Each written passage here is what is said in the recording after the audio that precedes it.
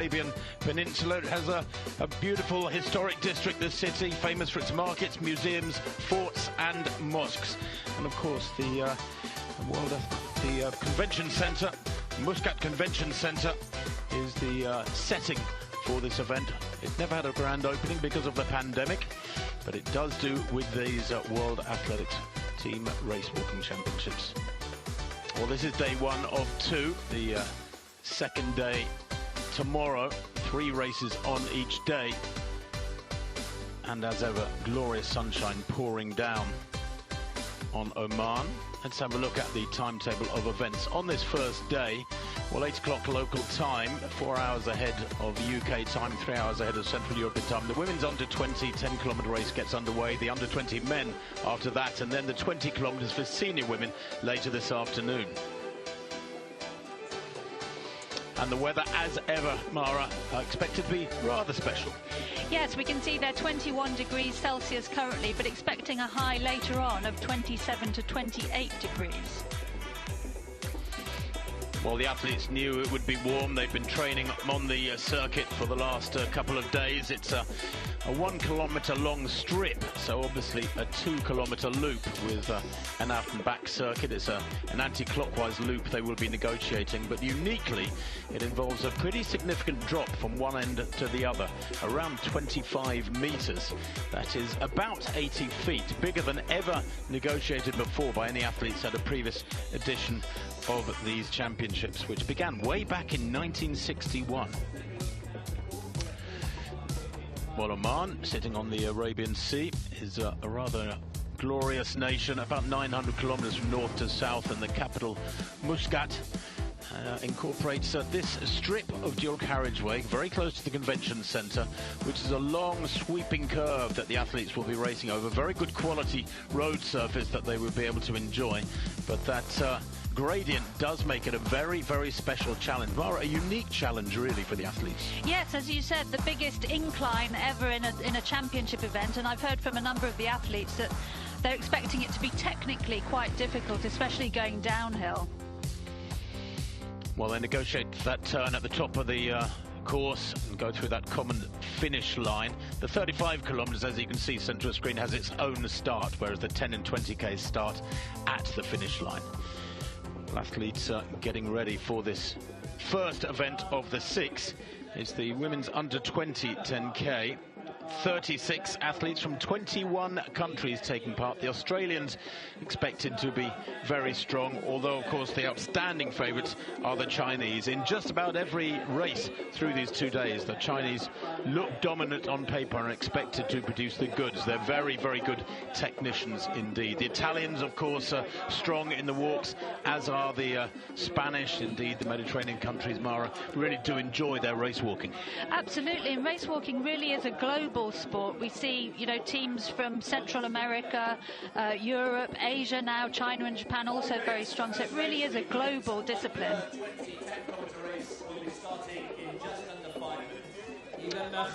Well, they're one of the favourites, Olivia Sandry of Australia, who's expected to feature, the 19-year-old. Been in wonderful form of late. That Australian team, of course, enjoying their summer weather. Back down under, will be well acclimatised for the temperatures of the mid-20s that are expected to appear over this next hour or so. Yeah, full team. And we've got the judges there. We'll come on to the rules in just a moment. 8 judges will be making sure the athletes stick to the rules. And those judges, of course, will be watching very carefully the technique of the athletes. They have to maintain contact with the ground. And the chief judge, Zoe Eastwood-Bryson, wears a body cam, so when it's suitable, we will take footage from that body cam to see what she sees as chief judge.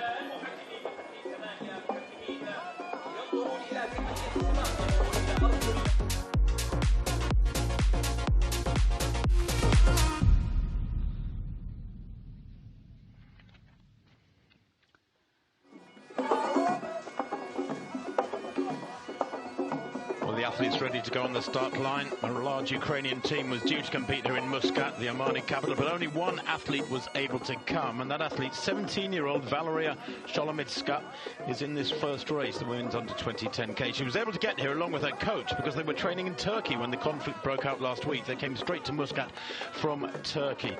And this, a moment for Ukraine, is a show of support and solidarity with Ukrainian athletes and people who have been placed in grave danger by the Russian invasion. And this important show of support was requested specifically by athletes and teams attending the championships.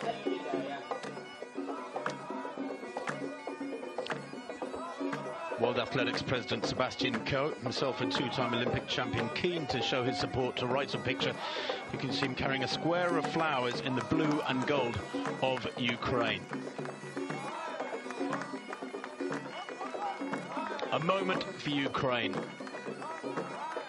Seb Coe, very, very keen to show his support and togetherness with the athletes, and in particular the young Ukraine athlete Sholomitska. Coe himself, of course, raced in the 1980 Olympic Games, where he took the first of his 2 gold medals. A Games itself not without controversy.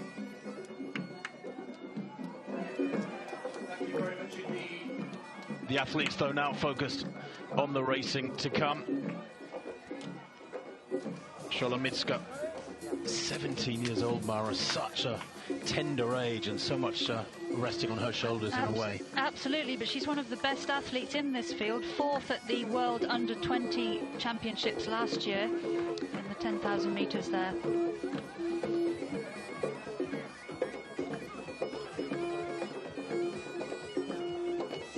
Let's take a look at some of these top athletes. Olivia Lundman of Canada, just 19 years old, set a national record for a track 10,000 earlier on this year. That was a 34-year-old national record she broke, Lundman, by the way. She looks nervous, doesn't she? So many of these youngsters won't have had a great deal of international experience. Olivia Sandary, the 19-year-old Australian, is the fastest athlete this year over this 10-kilometre distance, and a huge hopes for her. Sandary. She's the only athlete here who is in the world top 10 for this year. She says her focus is on patience, rhythm and economy. Lucia Redondo of Spain, 18 years old, 11th in the European Juniors Championships last year, but only 1 minute off the medals, and the Spanish know how to get it right on the big occasions. And there is Valeria Sholomitska, just 17, one of the youngest in the race. She was 4th in the World Under-20 Championships last year in Nairobi, Kenya. She's the only Ukrainian athlete here in Muscat. Hugely significant moment for that young lady. And Zhang Jinyan of China, the 18-year-old, she's the fastest athlete here. Very, very strong. The world #1 junior at 20 kilometers this year as well. The Chinese are fabulous technicians. They get it right again and again, and are expected to feature in the team race. The team race, incidentally, is just 2 athletes to score, with a maximum of 3 from any one country taking part.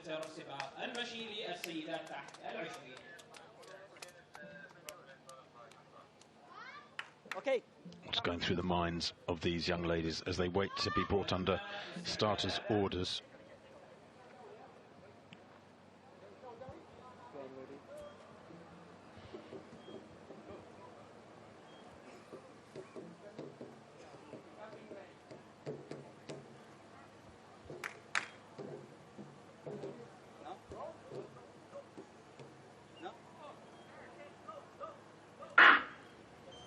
We are underway. Well, they get underway with a slight delay there, just to raise the tension even more. And as you can see, the first section of the course from the start line is relatively flat. I think most of the drop, Mara, that they will negotiate in this next few minutes is in a fairly short space. In other words, it's exceptionally steep for about 150 metres. Yes, that's right. So they start off on the downward slope, as you say, quite flat at the moment, but shortly they will be onto a 3-degree downward gradient before they take the first of the turns, and then they will negotiate a 1-kilometre incline all the way up to the top turning point. They will also pass very shortly their personal refreshment station, where they can have any drinks they want, and their team officials will hand out those drinks for them. So they are on a 2-kilometre circuit with a left-hand turn at each end, and they have to negotiate, of course, 5 laps to make up their full 10-kilometre distance. Chinese are very strong favourites. They've won 4 of the last 5 team titles in this competition, but rapid improvements are possible. Don't be too surprised if there are 1 or 2 athletes coming out of the woodwork who were not lauded before the race. These athletes are used to the 5-kilometre distances under 18s, and so have little experience, many of them, over 10k. That's right, yes. This race is often an occasion where we see stars of the future appearing. Previous winners of this event include the current Olympic champion from Sapporo last year, Antonella Palmisano of Italy. She won here in 2010 as a junior and went on to Olympic gold as a senior. The defending champion, Aleña Gonzalez from Mexico, she was 5th at the Olympics, and she goes in the women's 20k later this afternoon. Full teams in this race from Australia, China, Spain and Italy. And then a number of other countries have 2 athletes, Brazil, Finland, France, Poland, Slovakia, Turkey and USA. So 2 athletes to score. Well, Sandri there, possibly the tallest in the race, the young Australian. It's her first international competition, incredibly excited, coached by Bob Cruz since 2016. And she says he's why she's still in the sport, but advised as well by Australia's most bemedalled Olympic athlete, Jared Talent. He also advises her, and has already this year, Sandri there in that green and yellow strip for Australia, set personal best for 5,000 metres on the track and 10,000 metres on the track as well, and has huge hopes, of course, for those World Under-20 Championships in Cali, Colombia, later in the year. They run from the 1st to the 6th of August. To the right in blue is Reshma Patel of India, the only Indian athlete here. She has a best of 49.28, and anything under 50 minutes really is very high caliber walking for these under 20 women. Having said that, the fastest time in the world this year, 44.33. Sandri, the Australian, has walked 46.5 minutes, 46.35 to be precise.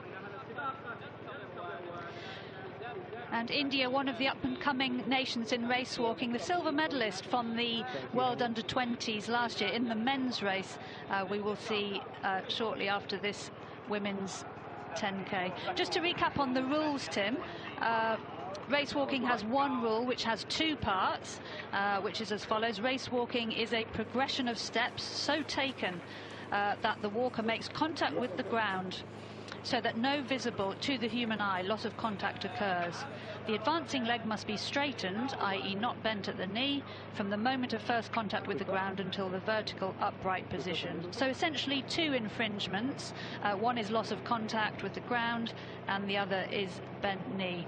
And the judges, who we saw earlier, they enforce the rules in 2 ways. One is yellow paddles. That's a warning to the athlete. Essentially it's saying, I'm watching you, I'm not satisfied that you're following the rules, but it doesn't lead in any way to disqualification. And then there are red cards. The judges give red cards to the athletes, but the athletes don't actually see which judge is giving them a red card. They are recorded on the board, which we will see shortly.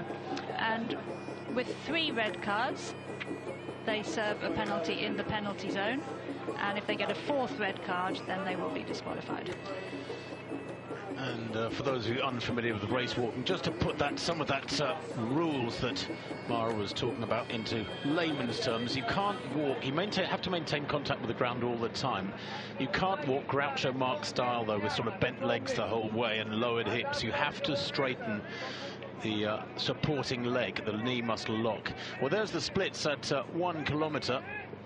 5:07, 5:08 for this big pack. I mean, very early stages, of course.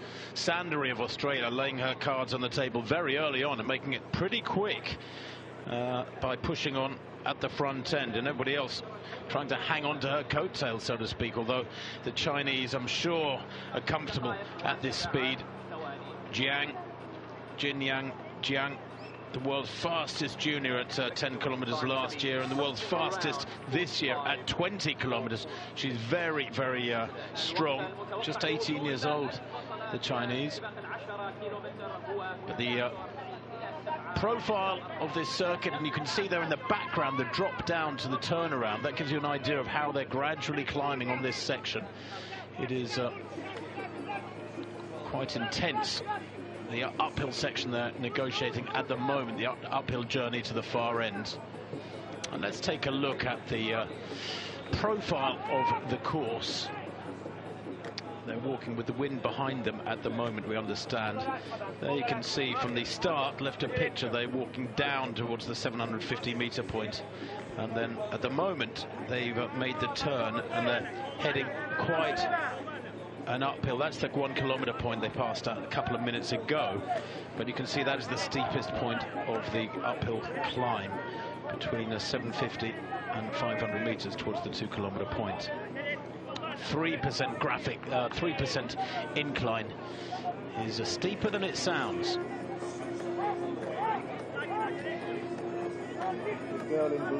So through 1 kilometre, Tim, they were outside 5 minutes, 5:07 for Sandary, the leader. So quite a modest start, but Sandary looking like she wants to push it on at the front of this race.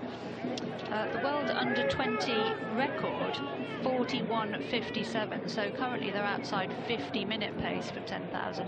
And the two Turkish athletes there, prominent. Turkey also doing very well in race walking. Sholomitska to the right of picture. She is the young Ukrainian coming to Oman direct from Turkey, where she's been in a training camp with her coach. She comes from Volyn in the extreme west of Ukraine. Does the 17-year-old, but she has real strength and form. Obviously great temperament for championships. Last year at the World Under-20 Championships in Nairobi, and considering that was at altitude too, about 6,000 feet, she finished in 4th place, just outside the medals. Here she is, the best part of a year stronger, with all that training accumulating, and it makes such a big difference when you're in your teens too, each year. Well, she accelerates in towards that water station, takes plenty of water on board, and clearly, Mara, the heat must be getting to some of these athletes already, because that was poured over her head aplenty. Yes, absolutely. We saw 21 degrees earlier, but the sun is fully up and the temperature will be rising, expecting a high later of 27 or 28. And how these athletes have acclimatized will be really key, and I think it will actually benefit athletes coming from the southern hemisphere and the tropics. Sholomitska's been training in Turkey. Athletes in colder countries have been doing special heat acclimatization indoors. I know some of the British athletes have been doing that. There's that turnaround at the southernmost point of the course, but it's at the top of the hill, so to speak. Very soon they will be passing what is the penalty zone and then going through the common start-finish line for this event, and we'll get an idea of the first 2 kilometre split. Look at the Chinese there in echelon, all three of them. Great technicians, the Chinese. They very rarely get penalties or indeed any disqualifications, and it is the fatigue that comes in later in the race that enables, or rather forces, some athletes to produce poor technique, and when they start getting penalties, you get a lot of the penalties in the latter stages because the tiredness takes its toll. Absolutely, yeah. I haven't seen any signs of any yellow paddles yet from the judges. The judges can give out paddles for either of the infringements, but as I said, the yellow paddles don't lead to any disqualification. China has been very dominant. It's possible we could even see a sweep of the medals. Won the last 3 team gold medals at this event. Well, Delahaye of France. Already beginning to lose a little bit of ground there. Anna Delahaye, the 17-year-old. Indeed, big gaps appearing because there has been quite an acceleration through that second kilometre. I got them unofficially going through the 2 kilometre line at 9:58, and with the first kilometre of 5:07. Well, clearly that second kilometre was at 4:51. Is that what it works out at? Yeah, so they are speeding up. Yeah, they are speeding up. Yeah, and Chinese look like they might be working together there. Now, Mara, I have to say, do you have any idea why the Chinese athletes have got those plasters over their tummy buttons? I don't know. It looks like kinesiology tape to me, and it could be to do with injury, could be a muscle activation thing. I mean, they've all got them in the same place, so I'm just wondering if it's... They can't have the same injury, so I'm wondering if it's a muscle activation thing. So lots of the athletes, they're going for water. Interesting, a lot of them putting it on their heads rather than drinking it, just to try and keep nice and cool. Well, I'll tell you what, that acceleration came through the second kilometre, which was the uphill section, and it has ripped this field asunder, because you go back 5 minutes ago and there really weren't many gaps at all. Now they're spread out and it looks almost like carnage behind this leading pack of what, about 10 or 15. There's the Chinese Jiang Jinyan, 18 years old now, comes from the coastal province of Jiangsu, just north of Shanghai. May be used to those humid temperatures in the Chinese summer. China had this incredible national program with a sort of seemingly endless line of new talent coming through. At the Doha World Championships, they won 5 out of the 6 medals on offer for race walking for the women. Well, it's a massive sport, isn't it, in China? You know, the resources that are pumped into it sort of go hand in hand with the numbers of youngsters coming through and being recruited. And somebody getting a warning there, and I think that was Patel to the extreme left of the pack in the blue. Yeah, yellow warning card for Patel. And that would be for loss of contact.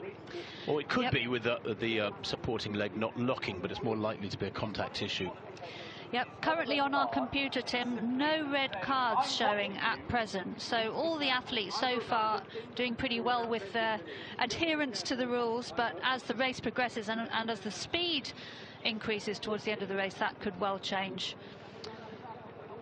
Well, nobody really has accelerated away from this pack yet, but it's hard when they are pumping out such a quick tempo. They're under extreme pressure, these athletes, because they are moving so quick. And that's what one of the things I love about race walking, Mara, is, you know, these are very, very tough athletes. They put in long, long hours of training, of course, because of the relatively low intensity of a lot of the training. They have to be out there for a long time. It's a bit like cycling in some respects compared with, for example, distance running. But what I love about the racing of race walkers is that they go flat out. It seems like they go flat out all the time. You don't get slowing and looking around at each other and trying to suss out your opponents like you get in marathon running sometimes, or in distance races on the track. Race walkers, there always seems to be somebody prepared to go to the front and really put the pressure on, put the foot down. Yeah, I mean, especially in the shorter events, the 10k, 5k, 20k, you know, the speed they're going at is unbelievable. In the 50k, which has been discontinued now as a championship event, you know, there's a bit of pacing yourself and then speeding up in the final kilometres, but the speed in these shorter events is absolutely phenomenal. The official time at 2 kilometres, by the way, was 9:57. They're coming up towards 3 kilometres very shortly. And I think in the background behind the group, we just glimpsed a judge giving a loss of contact yellow paddle. So the warnings now coming thick and fast. To judges just saying, I'm watching you closely, and if you get a yellow paddle, that doesn't necessarily link to a red card, but the judges certainly will be watching the athletes. Muscat very much to the fore. She's tall, isn't she, the Ukrainian athlete in blue there to left of picture. Very, very tight arm action there compared with some of them who have an accentuated arm action. But of course the fitness levels required for these athletes. You can see the Chinese, they're almost in rhythm with a very, very similar technique. They clearly work very, very hard on their technique. But these athletes have to have enormous fitness in the upper body as well, not just in the legs and in the midriff, the core, but because the arms work so hard as well, they have to be very, very well conditioned. Yeah, that's a really noticeable difference, Tim, between the race walkers and, say, marathon runners. The race walkers tend to have more developed upper body.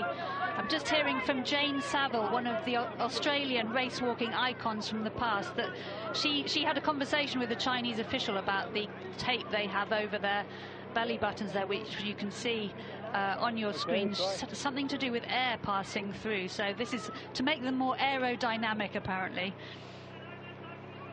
And still no red cards showing on our screen, so everybody currently adhering to the rules. Well, we're hearing we have got a red card, Mara, in fact, for Ayaz of Turkey, Sukran Ayaz, the 18-year-old, who is a strong walker. She's a sub-50-minute walker. Has got one red card, and again, you know, it's the pressure that's being put on from the front end, isn't it? You can sort of indirectly affect athletes around you by walking so hard that they have to perhaps go into that red zone. In effect, they start breaking the rules. Yes, absolutely. I mean, if you have surges in speed, that can, if an athlete's technique isn't quite what it should be, that can trigger a red card. I get the feeling that Carré there in that white vest for France is just hanging on. She's been there on the edge of the group. She's a tiny figure. She's probably about the shortest in the group is Elvina Carré. She was disqualified from the World Junior 10,000 metres in Nairobi last year, but she recently won the French Junior 3,000 metre title indoors, just speeded up or put in some speed work with that competition recently. Indeed, many of these athletes have had 1 or 2 indoor walking events, walking races, just to sharpen up over 3,000 or 5,000. Relentless pressure. To the back of this group, out of shot at the moment, looks to me like she might be under pressure and perhaps the next to peel off. In fact, she is right at the back of the group now in that white vest. How many in this group would you say? About 11 or 12? About 12? Yeah, so looks like, yeah, 11, 12. Just having confirmation, Tim, that red card for Ayaz, the Turkish athlete, that was for bent knee. She is the only athlete currently with a red card. There's only one disqualification board which shows the red cards on the course, so it is possible that some athletes could accumulate more than one red card between the times they pass the board, so they can have a nasty surprise when they come to see the board. And of course, after passing the board for the last time, between the disqualification board and the finish line, the chief judge can disqualify an athlete outright, even if they don't have any red cards, for taking serious liberties in those final stages, but that's very rare. I really admire this young athlete, Solomitska, because she has got enormous pressures resting on her shoulders. Imagine what's been going through her head this last week, Mara, with all the conflict issues back at home. Are her family safe? Are her friends safe? But she's been away training in Turkey at a camp, came over to Muscat a couple of days ago, trying to focus upon this event. And of course, for many people, almost subconsciously, their conscience would be saying, should I really be regarding this as a priority? But she has to. Life has to go on. And this young lady has been able to focus in training over the last couple of weeks in Turkey, and indeed the last couple of days in Oman. She is walking supremely at the moment, and this is an inspired performance so far with, 19 minutes on the clock. We just passed the board there on the left of your screen. We saw another yellow paddle from the judge in the background there, so the paddle's now coming thick and fast. But currently still just one red card for Ayaz, the Turkish athlete. Well, they go through 4K, Mara, unofficially in, about 1944, something like that. So they are still cranking along very quick. It was 1942, in fact, has just come up, the official time, with Solomitska leading. And Mara, about 3 minutes ago, I said there's about 11 or 12 in this lead group. Well, now we're down to 5 or 6. It is whittling down really quickly in this middle section of this 10-kilometer race. There's the group: Solomitska, Jiang and Zhang of China, Gangla as well of China. The Chinese trio there: Sandri, Veikala of Finland. We haven't really mentioned her. She's having a fantastic walk, is Hetta Veikala. She's 18 years old, came 12th in the European Juniors 10,000 meters last summer, so has a good international experience. And of course, all that experience and the learning to deal with the pressure accumulates, and you can apply that when you come to a major championship like this, a world championship in effect, and benefit from that application. Carré is still hanging in there. She's going well, the little French athlete, bespectacled French athlete at the back of this group. Sandri, who was very aggressive in the opening kilometre or so, tucking in there and just soaking up this pressure. Pert, the second Australian, Alana Pert, who was a 48.04 performer last year. She is amongst the very elite 10 or 15 in this race, is just beginning to feel the pressure. So is her teammate Pitcher there, Alana Pitcher of Australia. She's a sub 50-minute walker too, but powerless to go with this unrelenting pace at the front. So many of these athletes. There's a trainer of Italy, and the Italians always turn out good athletes, don't they, Mara? Yeah, Italy's another country with an excellent national programme, lots of depth. They have both the 20k gold medalists from the Olympics last year, so we'll see a lot of them over these 2 days. And Spain also, one of the strongest nations here, very much targeting medals in all of the 6 races. Yeah, we had a quick shot then of Eva Rico Rufas, who's a 48.5-minute walker. Came second in the junior 10 kilometers on the roads in Spain just recently. Most of these athletes have had 1 or 2 races this year. The Chinese, funnily enough, don't appear to have raced in 2022 just yet. They come into this, well, you could argue they come into it fresh, or do they come into it not race fit? So a lot of coaches think, well, you should come in with a couple of races under your belt in the last month so that you are sharpened up. But I tell you what, Solomitska here, taking it to the Chinese. And if this was heavyweights, and that's a warning card being held out to warning disc being put out to Jiang there. Trying to see which Jiang it was. But that's unusual, Mara. The Chinese normally such strong technicians, and 2 of them are going with Solomitska. Yeah, I'm surprised to see the 3rd Chinese athlete not able to stay with that surge thrown in from Solomitska there. It's a little bit difficult to see which athlete the judge is pointing the paddle at, and you can see the judge there right in the middle of the course, so the judges can move right across the course. So getting news of another red card for Patel, the Indian athlete. As soon as it comes up on our computer, we'll tell you which infringement it was for. So 2 red cards so far.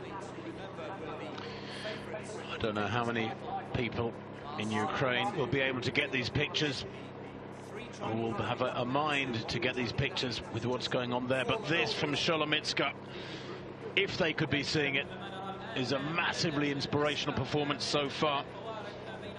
And just checking, there's now 24 minutes on the clock, so they're well past halfway. 5 kilometers 24:09, as you can see, so heading for a performance of around 48 minutes. And in these conditions, bearing in mind the incline on this course, that is quick. It's interesting to see the field so strung out this relatively early in the race still. It is. Sandri there, walking the shortest line on the inside of the curve. You sort of wonder why athletes would walk out to the middle of the road when it's just like running around the bend on a track. You want to hug the inside of the bend, don't you? Even if it makes only 1 metre difference over a couple hundred metres. That's something. You can lose a race by less than a metre. Lose a race by a centimetre. Sandri checks her watch, eyes down on the road. Interesting, isn't it? Because Sholomitska in the blue of Ukraine and Jiang there for China. The Jiang Jinyan to the left, the taller of the two Chinese. Eyes up and looking far down the road ahead, whereas Olivia Sandri of Australia, eyes are constantly looking down at the road in front of her. She's almost locked in her own little mindset. Yeah, I think it's the combination, Tim, of the tough conditions, the heat, plus the incline that may be contributing to the field really breaking up. And we're getting news of a third red card. So the second red card was Patel. That was for loss of contact. Patel of India. And Redondo of Spain also on loss of contact. So 3 red cards at the moment. Well, Sandri just on the periphery of this leading group. Sholomitska, the two Jiangs from China. Vikala of Finland. Tucked in the back. And there's confirmation of the red cards so far. Redondo, Patel and Ayaz for Spain, India and Turkey respectively, each on 1 red card. When they get a third red card, then they next time they pass the penalty zone, they have to step in and sit out a 1 minute penalty. That's right, yes. If they get 3 red cards, it's 1 minute in this race, so it's 1 minute per 10 kilometres, so we'll see longer penalties in the longer races, but so far pretty safe. Once an athlete gets onto 2 red cards, then they have to be really quite careful. And on the back of that group is the Finnish athlete. The wind did get up yesterday on the course during the afternoon. Well, hoping that goes 3 will remain. And the Spanish there, Rico Rufas. Each of these athletes now in their own little cocoon of discomfort, because you only let athletes walk away from you and disappear up the road if you are absolutely redlining yourself. Didato of Italy there, Vittoria Didato, she's a 48.5-minute walker, and that really gives an indication of the intensity of the pace up front. Look at that beautiful rhythm from these athletes. You want to see a head that's hardly moving. You don't want to see a lot of vertical movement. That is wasted energy. You want to see that, if you can see the head with very, very little up and down movement, that is good walking, good technique. The same as in running, frankly. You don't, any up and down movement instead of horizontal movement is very obviously wasted effort. You can really see there how the technique of the leading athletes is so smooth and flowing. So currently 3 red cards, 1 apiece for the 3 athletes. Redondo of Spain, Patel of India, both for loss of contact, and Ayaz for bent knee of Turkey. Jiang Yunyan in the dark glasses for China. She just 19 years old, best of 44.25. That was last year. If she'd done it this year, it would make her the quickest in the world. Doesn't have performance this year, as I said. Most of the Chinese haven't raced this year. Comes from Shandong province, about 200 kilometers south of Beijing in eastern China. And these warm conditions do favour athletes from the warmer climes. I mean, I don't think it's a coincidence that you've got an Australian there, an Italian and 2 Chinese. Really good walking from Vikala of Finland, though, just tucked in at the back of this group. We've hardly seen her, but the whole time she's been tucked in behind. So, Tim, Frances Carré, one of the ones to watch in this race, she also has a red card now for loss of contact. So 3 loss of contacts. And we caught a glimpse just a moment ago of the judge giving a yellow paddle to one of these, the athletes in this lead group. I didn't see which one it was, but keeping a close eye there. The judges come from all different countries at this level. That is one of the rules. So Zoe Eastwood Bryson, Australia, the chief judge. Pera Vallejos of Argentina, Steve Taylor, Great Britain, Anne Froberg, Dolores Rojas from Spain, Frederic Bianchi, Switzerland, Portugal and Netherlands also represented. You know, in one of the write-ups for this race I was going through yesterday, they were saying that the Chinese are so dominant they can almost even afford time penalties. Well, that certainly doesn't appear to be the case. With almost 30 minutes on the clock, these athletes are locked together, this quintet. And the Chinese have got a battle on their hands. It's not the dominance we expected. There's Pert of Australia just keeping ahead of her compatriot Alana Pitcher. We just saw another red card for Carré of France. She's had to ease right back. I think she was under a lot of pressure early on. She hung on to the lead group, perhaps for a little bit longer than she should have done. It's put her into a state now where she's very tired. And when fatigue creeps in, then, of course, the technique starts loosening a little bit, so to speak. This is the downhill now. You can see the Chinese athletes quite contrasting, aren't they? In the glasses to the right, that is Jiang Yunyan, and then the taller figure is Jiang Jinyan. But they really are striding out there, and you can see from the graphic the leading group of 5 on the downslope, on the steep downslope. The chasing group, what, about 100 meters behind, maybe a little bit more.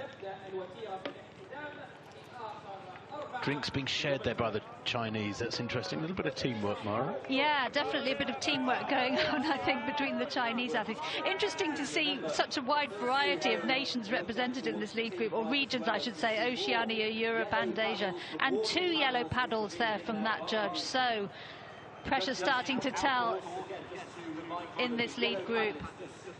That looked like Veikala who was getting the penalty there, and we're hearing that Redondo has had a second red card, and so has Patel of India. Now, you know, do you carry on redlining, Mara, or do you ease back when you know you're in real danger of getting a penalty? Yeah, this is one of the judgments the athletes have to make. You know, Redondo currently in 12th place, so she's on 2 for loss of contact. Patel down in 16th place.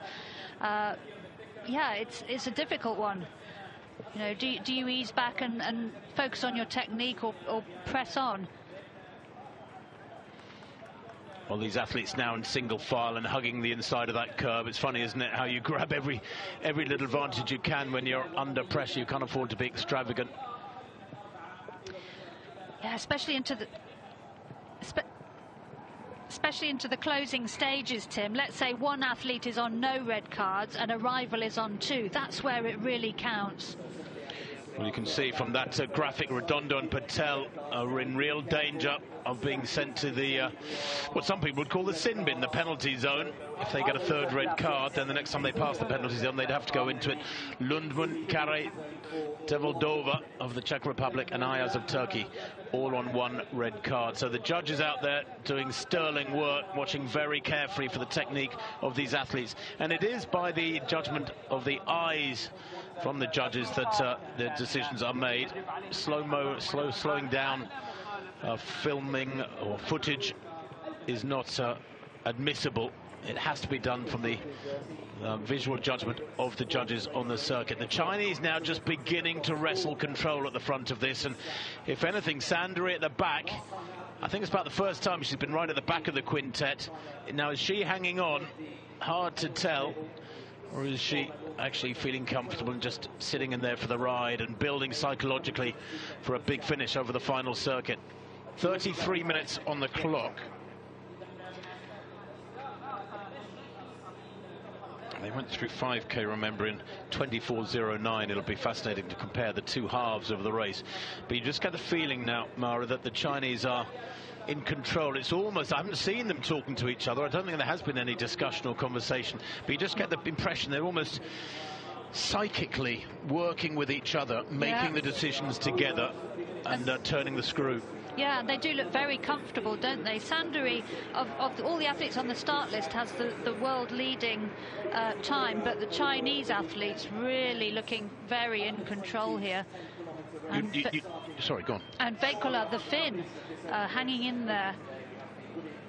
You could be forgiven for thinking that this was a choreographed move from the Chinese. On this upslope, on this latter stage of the race, the 2 Chinese are working in unison, really pumping it out hard, and you can see they're struggling. And Sholomytska of Ukraine and Sandary of Australia in the background, in the blue and the green respectively, both beginning to struggle here for the first time. There are gaps developing and the medal positions are moving away from them. And Sholomytska here, who walked so aggressively, did so much of the work through the middle stage of the race, the 17-year-old, having maybe to let them go. She has, of course, got another couple of years at least in this age group. She is one of the youngsters here. Many of the athletes she's walking against are 2 years older than her. But this is frustrating for her, powerless to stop those medals easing away from her up the road. At 7 kilometers, there's the positions. The Chinese pairing Jiang and Vikala, Sholomytska and Sandary. Vikala might be walking here to a medal for Finland. This is a fabulous performance from her. Just checking her cards, Vikala. She is one of the quicker athletes. She walked under 47 minutes last year, the 18-year-old, 46.57 last year. She won the Finnish Junior Road 10K in 2021 and the Finnish Junior 5,000 on the track, and indeed the Finnish Youth Indoor 3,000 a couple of years ago. She's got good speed and she needs it to hang on to the coattails of this Chinese pairing. So the Chinese look like they might have wrapped up the team competition here. Reminder that it's 2 to score, and the red cards now coming thick and fast. So Rufus of Spain currently in 7th place, 1 red card for loss of contact. Carre, we mentioned earlier, of France. Redondo on 2. Didato of Italy back over in 12th place. She's on 1 for loss of contact. Lundman on 1 for bent knee. Patel on 2 for loss of contact. Ayaz Turkey on 1. And down the field, so we have the first penalty zone coming up. Devaldova of Slovakia, she is on 3 red cards for bent knee, so the next time she comes round to the penalty zone, she will be going into the penalty zone for 1 minute. Also Ozbey of Turkey down in 30th place, also on 1 for loss of contact. So Slovakia's Devaldova will be the first athlete into the penalty zone. Well, they've just gone through the start-finish line, 37 minutes on the clock now, and Vikala putting up stout resistance to hang on to this pair. That acceleration into the water table from the taller of the two. That's Jiang Jinyan. She is the world's fastest junior at 10,000, or she was last year, and at 20 kilometers this year, so she's put in the strength work. We're hearing from Jane Saville, who is one of the great Australian walkers of years gone by, that the hill like this in the latter stages will amplify really the difficulty of maintaining good form and good speed through the latter stages. It's almost like as if the fatigue that comes in at the latter stages of any distance event isn't enough. When you have to negotiate a hill as well, it creates that extra element of challenge. Sholomytska, what a fabulous walk she has had. Might not finish amongst the medals, it would seem, the individual medals, and indeed she's the only Ukrainian here, so the team element was never an issue for her. But she is in the top 5, still going strong in the background there, extreme right of picture. Vikala of Finland, in those dark glasses, has her sights on the back of these two Chinese athletes, and it's almost like she's being dragged along on their coattails and easing that gap. And she gets a warning disc there as well, does Vikala, but it's easing the gap, getting slightly wider between herself and Sandary, the Australian, in the green there in the background, which maybe is dragging her away to a safer bronze medal finishing position. Just an update on the team standings, Tim. China in 1st place. This is through 6K. Australia were in 2nd on 12 points. Spain 3rd on 19. So those scores are the aggregates of the positions. So currently China, Australia, Spain and Italy in 4th. They've just gone through 8 kilometers. They're on the final circuit now. 38.49 at 8K for the Chinese pairing. Vikala just a couple of seconds down, 38.51 for her. Now it's a domestic dust-up between this pair, it would seem, although we mustn't discount the Finn. She has put some big names behind her as Hetta Vikala, and I know that there'll be hundreds of walkers in Finland screaming at their screens to help this young lady on, to keep walking strongly and to maintain or indeed grow that gap between herself and Sandri. There's the old phrase from distance racing that first is first and second's nowhere. Well, a lot of people believe that the first three is where the big gap appears, behind the first three. Get onto the roster and get a medal. And then fourth is perhaps the hardest position to finish in. But there are the splits. Sandri 15 seconds down now on that leading trio at 8K. Vikala, of course, just a couple of seconds down behind the Jiang pairing. But 15 seconds, that's quite a gulf. It certainly is, yeah. But Vikala's having an absolute stormer. No Finnish athlete has ever won an individual medal at this competition. And we're hearing from Tim Berrett, 5-time Olympian in race walking, that the last global female medalist in race walking for Finland was back in 1993. Sari Essayah, the world champion from 93 and European champion from 94. So can she get onto the podium? But it's all about the Chinese at the moment. And it is Jiang Yunyan who's broken clear of her teammate. I'm not quite sure if there's an acceleration from her or a letting go of the pressure from her teammate Jiang Jinyan. Devaldova is really suffering, isn't she? And she is in a little bit of trouble, I would argue. So Devaldova will have served a 1-minute penalty in the penalty zone, but currently she is the only athlete on 3 red cards. As long as she doesn't get a 4th red card, she will finish the race. Well, Devaldova has had that time zone penalty. There's the team standings. China in the lead with 1 lap to go from Australia and Spain. That's a very comfortable lead, of course, for the Chinese. But look at the tempo here of Jiang Yunyan. See the work rate, the way the arms are moving is an indication of the leg speed. We might not be able to see her legs, but the fact is that her rhythm is so much quicker. Quick flapping of the arms there to try and make sure she stays a little bit relaxed. I'm sure she's been coached about that. Feel yourself tightening up. Give your arms a flap. Just try and loosen the shoulders a little bit. Loosen the arms. Takes that turn, and she will have had a quick glance across and seen the gap behind her.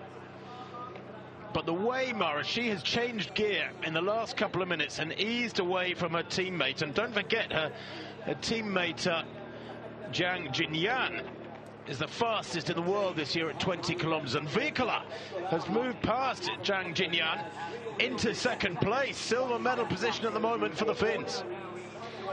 Yeah, Finn having an absolute stormer of a race. Looking a bit further down the order, Sandri of Australia in 4th through 8K. 5th was Solomitska. 6th, Gangler of China, the 3rd Chinese athlete. Rufus of Spain in 7th, and Pitcher of Australia in 8th.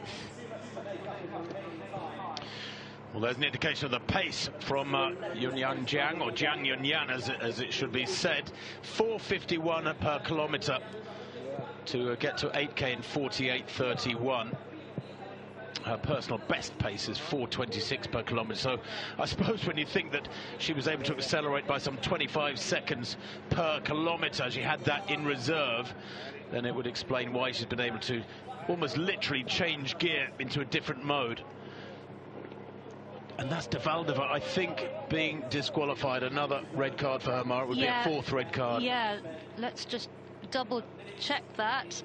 I think you're right. It looks like disqualification for the Slovak athlete. So a sad end for her. 3 bent knee infringements she was on.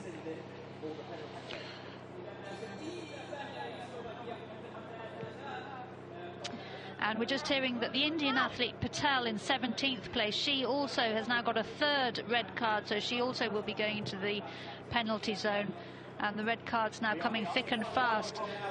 Zelazna of Poland on 1, Fiorni of Italy also on 1, both for bent knee.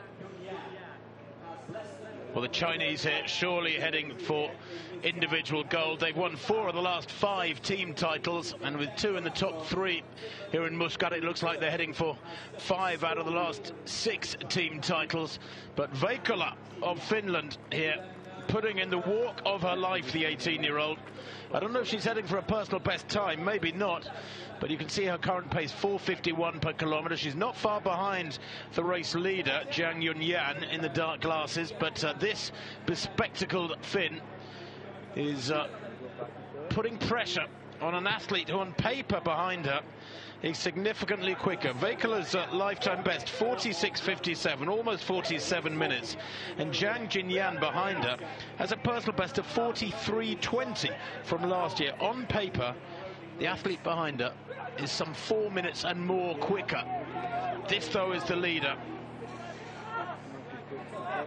And she is, actually, that's the 3rd place, excuse me. Yeah, that's Zhang Jinyan.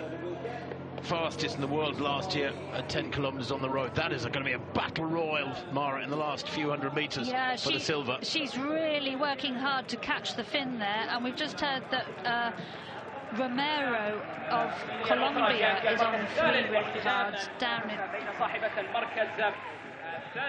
Yeah, there is that confirmation, you're right.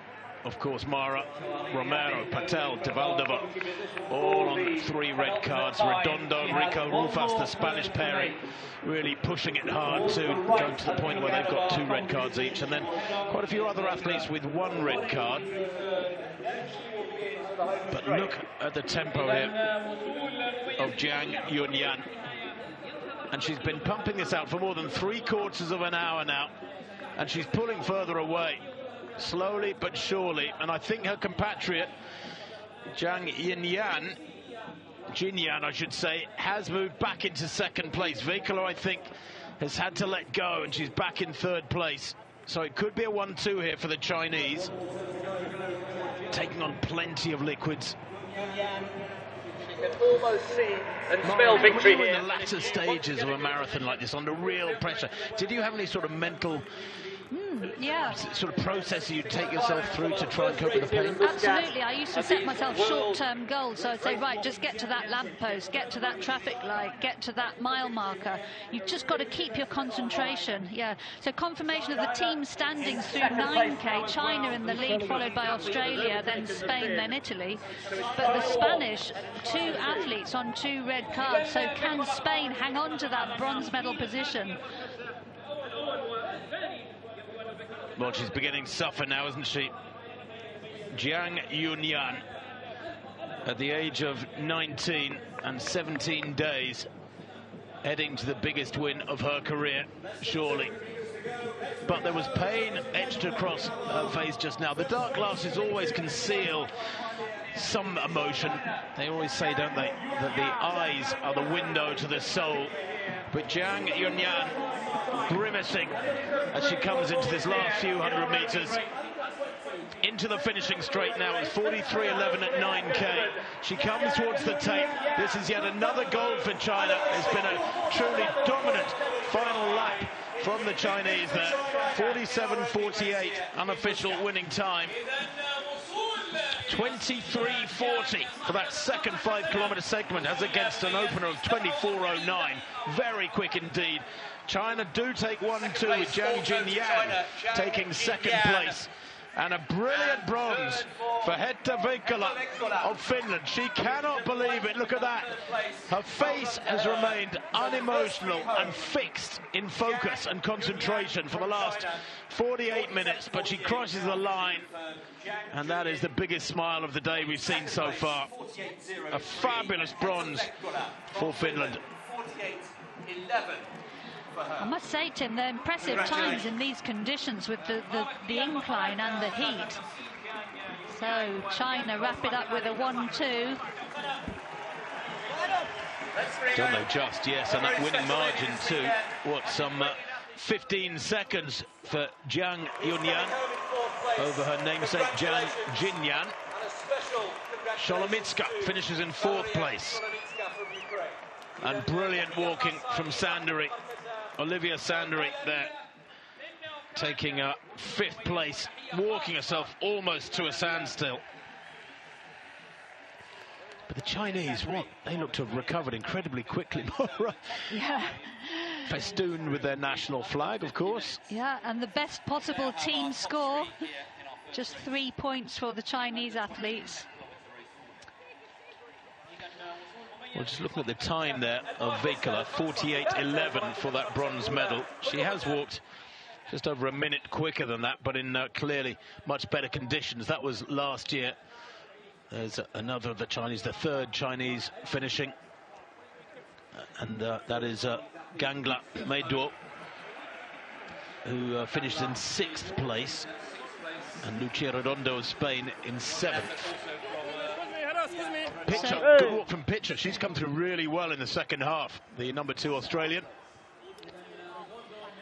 Now, interestingly, our computer's showing Redondo on 3 red cards, so that might mean that she has the penalty time added to her finish time. We'll confirm that as soon as we get confirmation. But that means the red card would have had to be between the penalty zone and the finish line on her final lap, which is only a couple of hundred meters. Yeah, that's right. So if we see a change in the finishing order, we will let you know. But Redondo finished exactly 1 minute ahead of Alana Pitcher of Australia in 8th. So if she gets a minute added to her time, that would tie those 2 athletes. Anyway, down in 9th place. Well, on 10 seconds in front of you. 49.41 to 49.51. Apologies. Yeah, you're right. Apologies. Down in 9th place was Rufas of Spain. 10th place, Kazakhstan's Toksanbayeva. They continue to pour across the line. Of course, many of these athletes accelerating towards the finish line. That is when you're so vulnerable to being given a red card, because you're keen to finish with a flourish. You're keen to get the pain over and done with. But the judges still watching very carefully with their discs in that final section. Of course, there is no let-up in their diligence and focus on ensuring that the rules are adhered to. And unofficial team standings, Tim: China in 1st place, Australia 2nd on 13 points, Spain in 3rd on 16 points. But will that Spanish total be affected if Redondo, as you said, might be the case, has a minute added to her time? It will undoubtedly. Some athletes finishing in quite a severe distress, hardly surprising in these temperatures and with the nature of the circuit.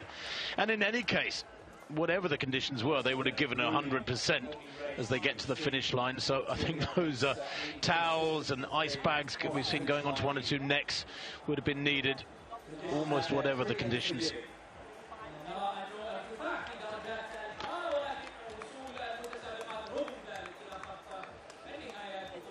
That's the German walker Sonntag, Lena Sonntag, just finishing, the 18-year-old. German junior indoor 3,000 title to her just in the last few weeks.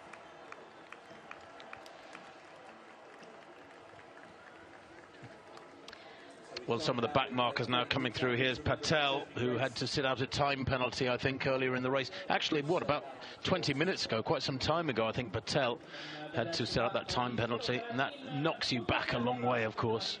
Yeah, and we saw the Turkish athlete Ayaz, who had been on 1 red card, finishing down in 21st place. Well, they got underway at 8 a.m. local time in Muscat. Sebastian Coe, president of World Athletics, having shown his feelings with that square of flowers in the colours of Ukraine, the gold and the blue. That was momentarily before the athletes got underway. This field of 36 in this first of 6 races over 2 days here in Muscat, the capital of Oman. 36 athletes from 21 countries. But as ever in the sport of race walking, the pressure was applied very early on. Sholomitska, a fabulously talented young Ukrainian, just 17 years old, the only Ukraine athlete in Muscat, putting out a fabulous performance, doing a lot of the early leading and breaking up the group pretty soon in this 5-lap race. Patel of India, to the left of picture at this stage, was to go on to 3 red cards and therefore a 1-minute penalty later in the race. But towards the latter stages, as expected, the cream rose to the top. The Chinese pairing of Jiang Jinyan and Jiang Yunyan, wearing the dark glasses, turning the screw on the final circuit on the 3 athletes who had broken away with them mid-race. And then going through with a lap to go, the Chinese pairing working together, almost as though they had a quiet whisper to each other. Right, let's turn the pressure on now. And easing away from an athlete who had the walk of her life, Hetta Veikkola of Finland, in 3rd place on the final circuit, had the audacity to move into 2nd with about 1 kilometre to go. It looked like she might steal silver and split the Chinese. The tough upslope on the final circuit, testing every single one of them to the maximum, although Jiang Yunyan, the eventual champion, easing away, doubling her lead probably over the final kilometre from 70 metres to around 70, maybe 50 metres to around 100 metres, coming home some 15 seconds to the good ahead of her compatriot to take the individual title. Jiang Yunyan is world champion. Jiang Jinyan, her compatriot, coming through for the silver. She eased past Veikkola in the final 800 metres or so, but a delighted, euphorically happy Hetta Veikkola taking the bronze medal for Finland. Amazing how a bit of adrenaline and celebration can make you forget the fatigue and the pain. But it was 1-2 for China, bronze for Finland in this women's under-20 10 kilometres.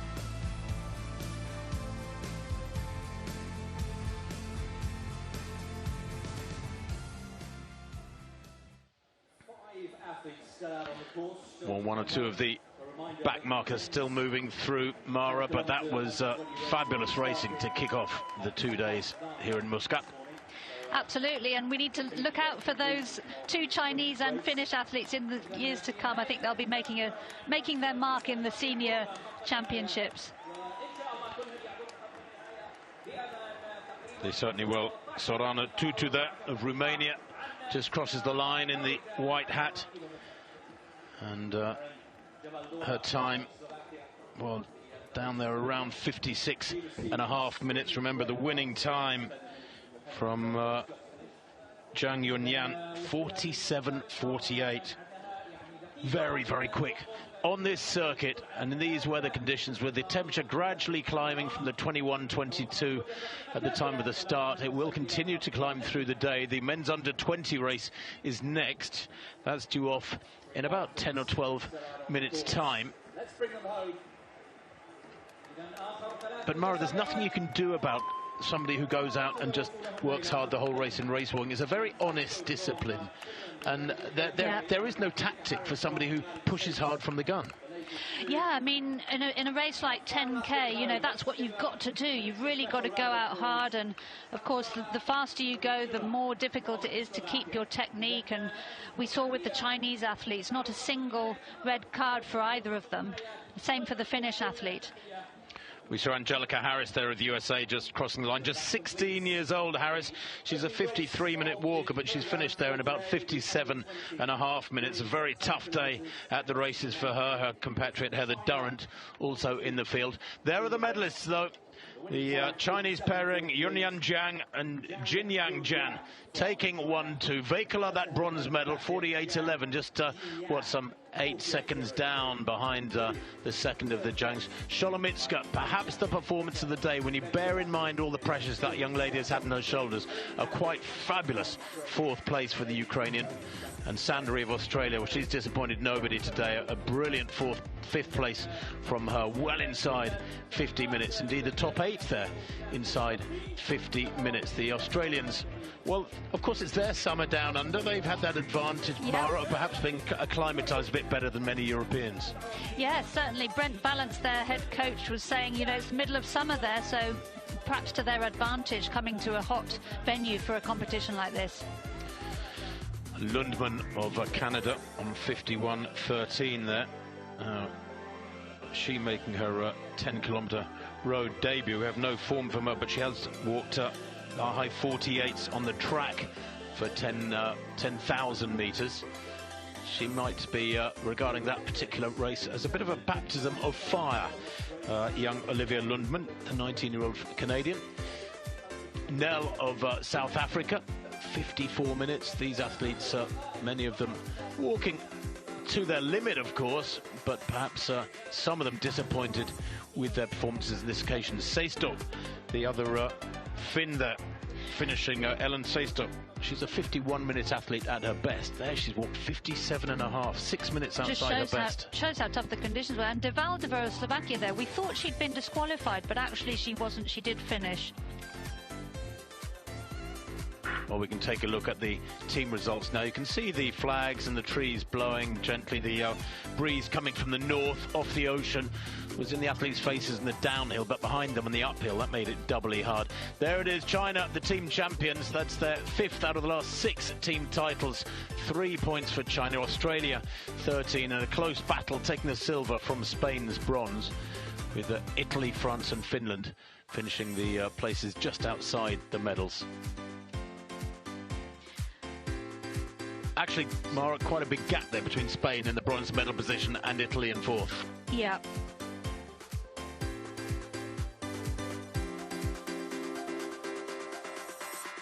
Well, a very different scene at the start of this women's under-20 10-kilometer race.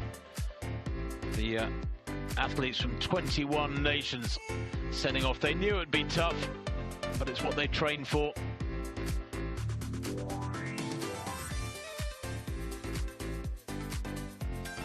Many of them would have gone into it with not ambitions about a medal so much as ambitions just to hit their own personal goals, and the vast majority will have done that. We saw plenty of water being drunk and poured over heads and shoulders. Very hard with these images to understand how the heat can get you in a distance race, but Mara, they were doing exactly the right thing. Yeah, a lot of these athletes will have done heat acclimatization, and there was a venue in Oman made available at an area called Nizwa for preparation camps for those teams that wanted it. But in these kind of conditions, how you prepare for the heat really massively affects your performance. But brilliant for these youngsters to be at this kind of event and rubbing shoulders with the senior stars.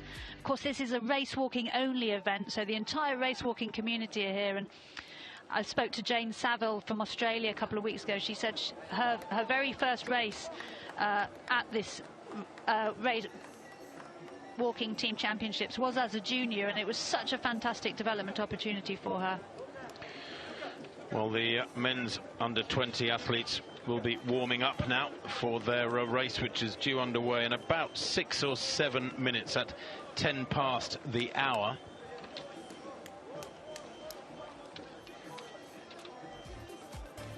It is time for the second event of 3 on this first day. Men's under-20 10 kilometres, 5 laps for them, of course. There's a field of 35 athletes, again from 21 nations, taking part. And as ever, the Chinese expected to dominate their trio. Very, very strong in this one. Other strong squads, Spain, Italy and Turkey. But one particular athlete we'll be fascinated to see in this one is Kenya's Hairiston Wanyonyi, who won in front of the home crowd in Nairobi last summer the World Under-20 10,000 metre track title. Of course, the Kenyans with a fabulous tradition in the endurance events. Wanyonyi is somebody I shall be fascinated to see in action. But let's take a look at some of those entrants now. The Australians again with good representation from Saunder and Joaquim. The Chinese with just 2 athletes here, Wang and Zhen. That's Zheng Yu and Wang Hongren, but they are amongst the fastest. Look out too for the Czechs. They have a great tradition in race walking. The Spanish, of course, amongst the top European walkers. Irinchiv of Finland. I wonder how inspired he will be by that medal-winning performance of Hetta Veikkola, his compatriot in the women's under-20 race. Demir of Turkey, one of their pairing, fourth in the European Juniors, the European under-20 track 10,000 last year. He's a good walker. He's the 18-year-old. There's his teammate Hayrettin Yildiz, just 17 years old. But the Turks too should be fairly used to walking in high temperatures, even if their winters can be on the cold side, of course. Istanbul gets cold winters like so much of the rest of Europe. Well, here we are in Muscat with a breeze coming from the north to the athletes and their faces. It'll be when they set off from the start line. It's flat initially, and then there's quite a severe drop down towards the northern end of the course. They're walking towards the sea here with the wind in their faces, and that wind continues through the day, I understand. But when they make that turn and then head up the on the uphill section, they've got the wind behind them. The 35-kilometer races, both of which are tomorrow, they have a separate start there on this 2-kilometer circuit. Water stations, of course, out on the circuit for the athletes. At that southern tip, they take a U-turn and then pass back through the finish line once they pass the penalty zone. That is the full 2-kilometer circuit.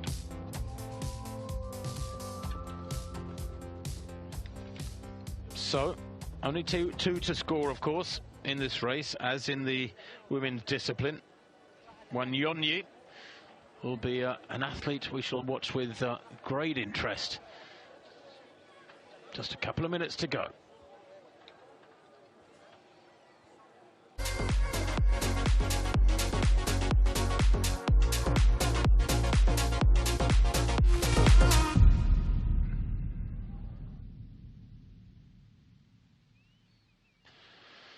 So the athletes gathering then at the start line for this men's under-20 10-kilometer race. 3 minutes to go, the officials are telling them.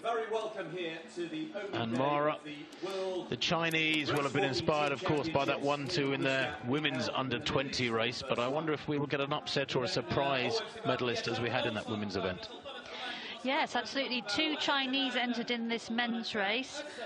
No season's best for them, but they are the only 2 in the field with personal bests under 40 minutes. We caught a glimpse a moment ago of the Italian athlete Muschio of the starters here. He has the fastest this year. There's Fraser Sonda. Very, very tall, isn't he? The 17-year-old. Wow. Recently won the Victoria State Junior 5,000 meters on the track. Has a best of 46 minutes. Anything around 43, 44 minutes for the men. Very, very quick. Of course, they're a little bit faster than the ladies generally. Another athlete to watch here is Frederick Weigel of Germany.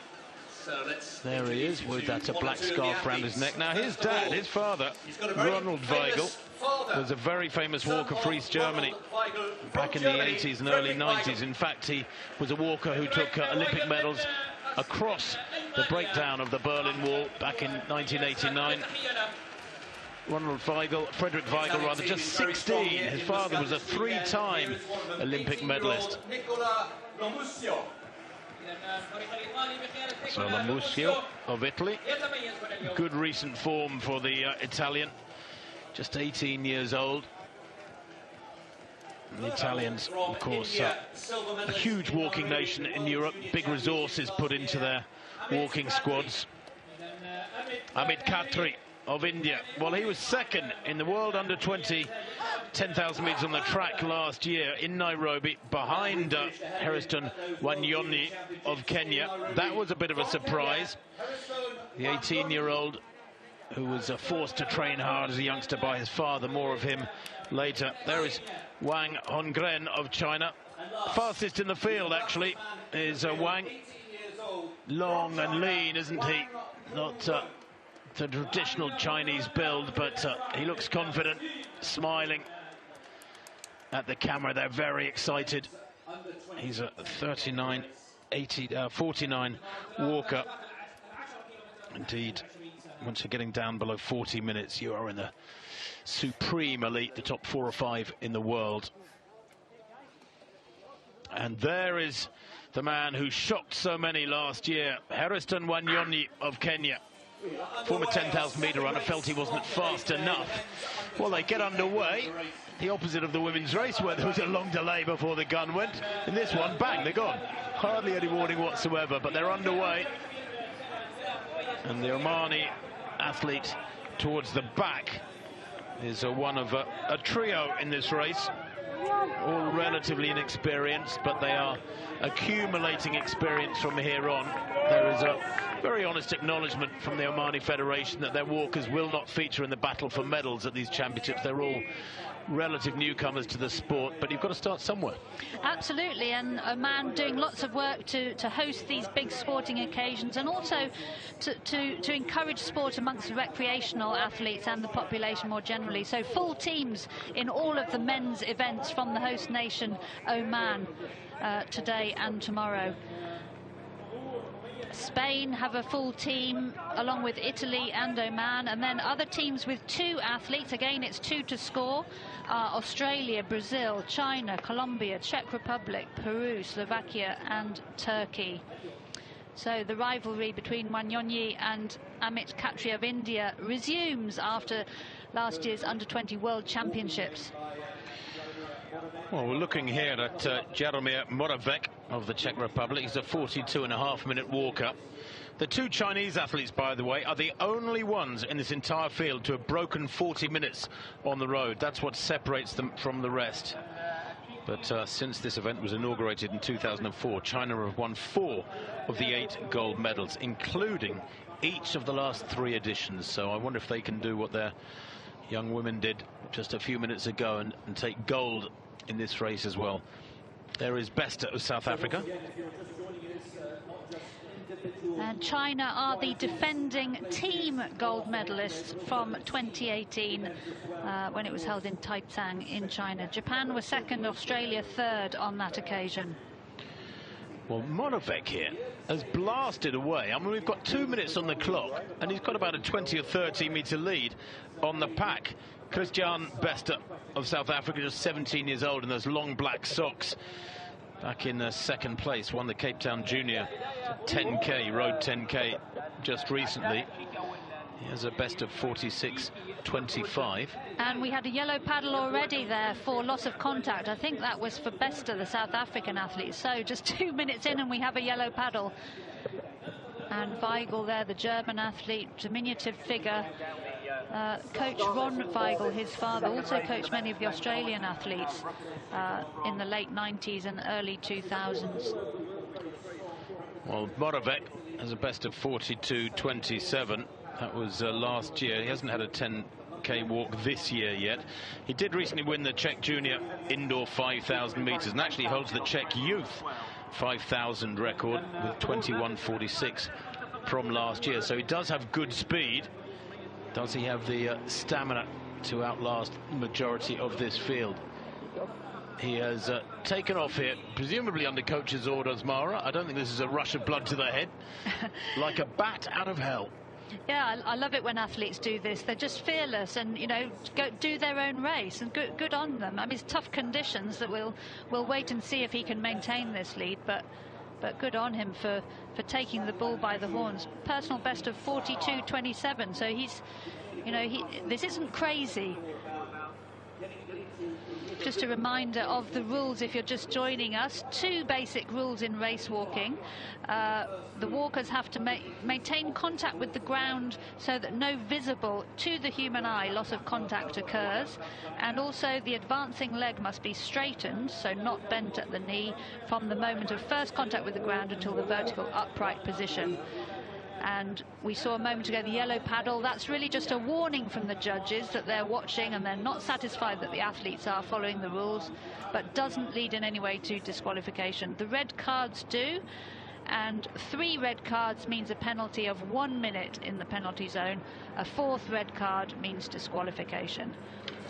Well, they already negotiated 1 turn at that northern end of the course.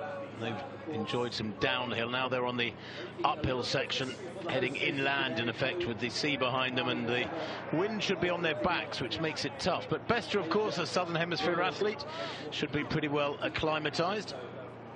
I still puzzle as to why, when you know it's going to be hot, you'd wear long socks. Yeah. And then it's not like they're pressure socks. They're not covering his entire calf. It's just the bottom half of his calf. I mean, sometimes athletes have these habits which are as much about superstition as anything else. So Bester, the South African, trying to go with the Czech athlete. 4:25 was the first kilometre split, which would give them a finish time of 44:10 or thereabouts. Which is not particularly quick for when you think that the top 10 in the world have all walked under 42 minutes this year. Yeah. But of course the nature of this circuit, this 2-kilometre circuit, it's 1 kilometre in length. Obviously a downhill going out and an uphill coming back means that times are being slowed quite dramatically, frankly, over what they might do on might produce on a completely flat course. Most walk courses are pretty flat, aren't they? I mean, I'm thinking back to Olympics and World Championships of years gone by. They're usually on a dead flat strip. Yes, that's right. And the incline on this course is the steepest ever in a championship event. Well, there you can see the current leader, Jaromir Moravec, who is leading at just past 1 kilometre and negotiating that uphill incline at the moment. The chasing group a little way behind him. The total difference in elevation is 25 metres, about 80 feet. That might not seem a lot over a kilometre, but it's actually all condensed into a fairly short part of the kilometre. And when you've got to negotiate that 5 times, absolutely flat out with your foot on the accelerator, the pressure accumulates, makes it very, very hard to maintain good form. Tim, just an update on the weather. It was 21 degrees at the start of the women's race, but the BBC weather is telling me now coming up to 27 degrees at 10 a.m. It's now about 9:15 local time. So temperature rising all the time. So in the final stages of this men's race, the combination of the heat and the incline, I think will really take its toll on these athletes. Well, this is a really unusual situation. 7 minutes on the clock. They haven't yet completed 1 lap, but we have a leader, Jaromir Moravec of the Czech Republic, out in front. Bester there, at just 17 years old, has tried to go with him, but has separated himself from the pack. But he's sort of in no man's land now. He's not far ahead of the pack. He's only 3 or 4 seconds ahead of the pack, but he's some way down on Moravec.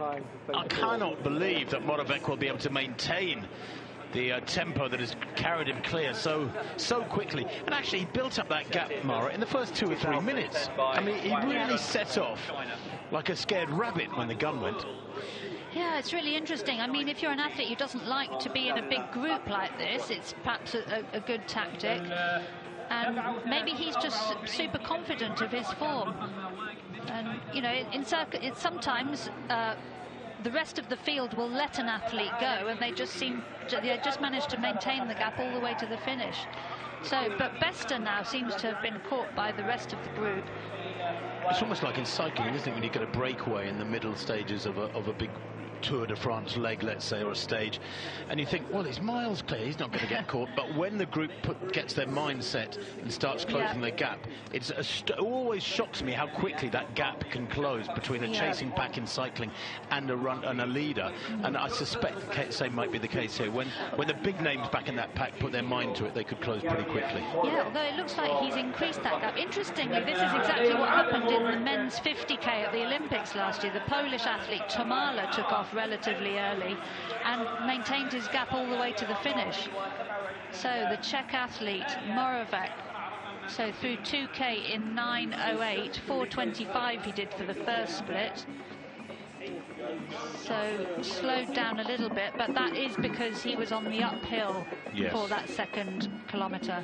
Seems as though the downhill and uphill sections making about a 15-second difference, something like 15-17 second difference to the splits. Yeah, although interestingly, I mean, the downhill is where the athletes may perhaps be at more risk of infringement of the rules. Well, how big is that gap now? It's a huge gap. I mean, 20 seconds between Moravec and Bester and the rest of that pack. Papastergiou of Greece in that pack, and also I saw in that group Wanyoni of Kenya just biding his time, tucked in the middle of that pack.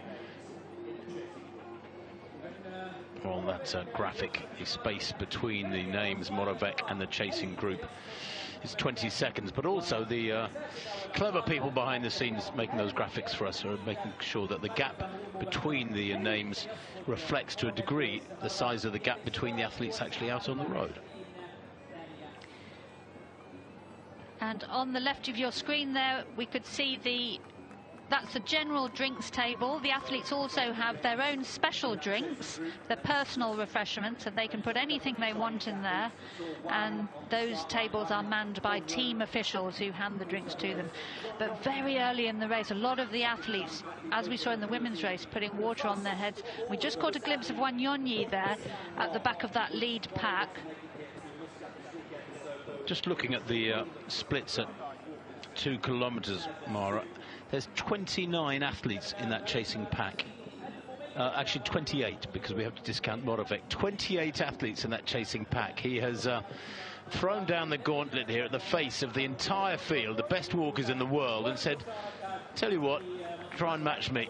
And at the moment they're all saying, no thanks, you're just going too quick for these early stages. You've got over 3.5 laps to walk. There is the Kenyan Wanyonyi towards the back of the group, and he is just biding his time. He beat a very strong field at the World Under-20s last year in Nairobi. Don't think that it was a weak field because of the pandemic or because it was in Kenya.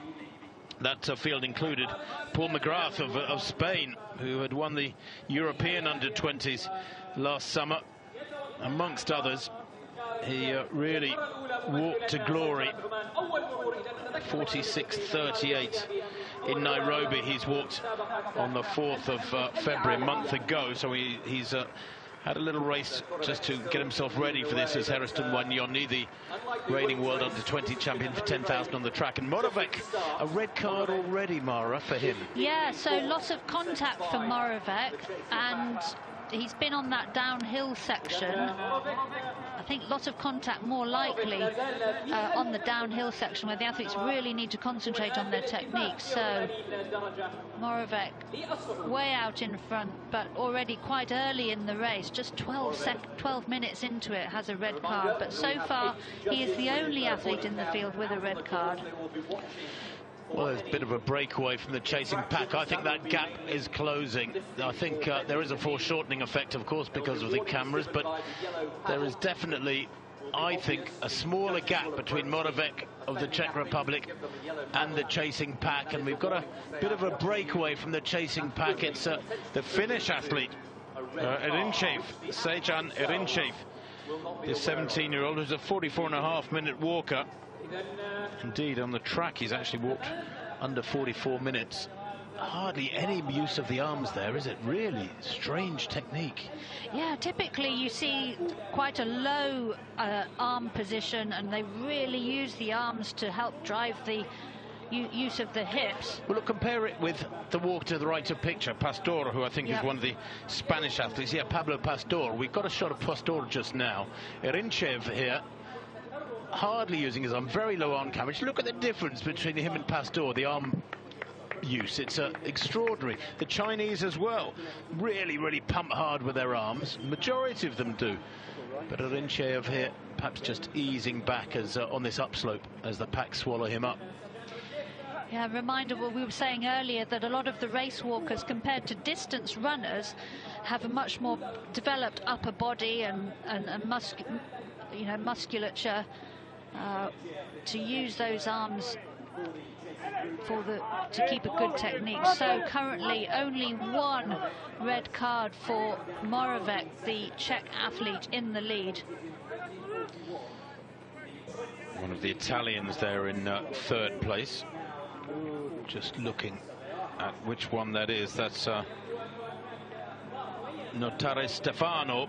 Pietro Pio Notare Stefano, wonderfully named 18-year-old, fastest indoor 5,000 meters in the world this year for under 20s.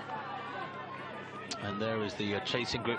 Well, it has closed. Moravec, what, about 4 or 5 minutes ago, had a 20-second lead, Mara. Now it's down to 14, and just get the impression the pack are cranking it up. And of course, that's displayed there amply by the fact that the pack is stretching out now. They're not bunched, it's two abreast, and they're beginning to motor. And I suggest that Moravec's days at the front, his days are numbered. His time is limited. I think so. And also, as you can see, with a big group like this, it's more difficult for the judges to spot loss of contact or the bent knee infringement. But Moravec out on his own, he's very exposed to the scrutiny of the judges.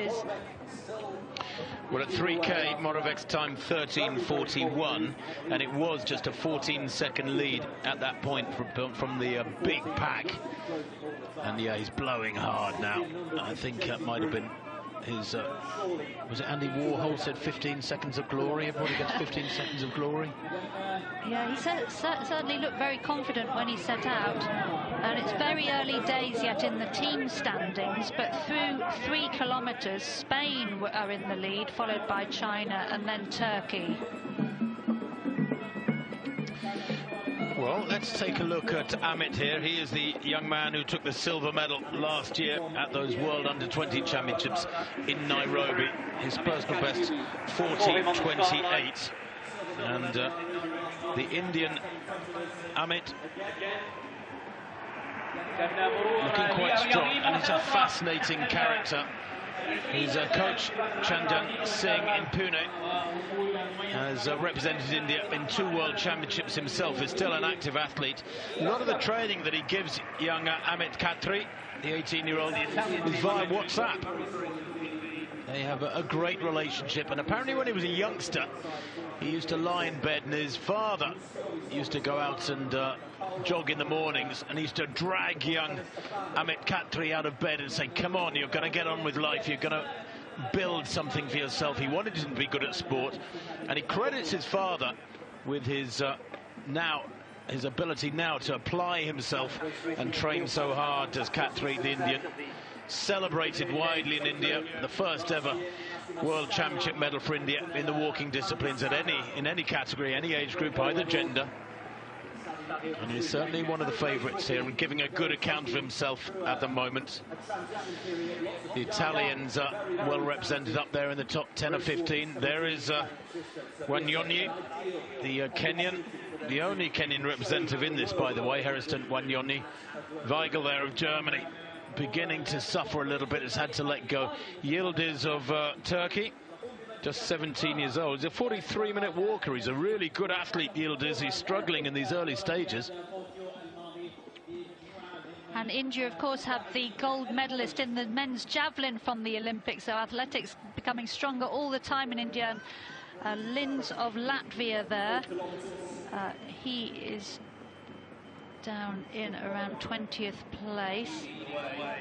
Sorry, 28th place for Linz of Latvia. So still only 1 red card in this men's field.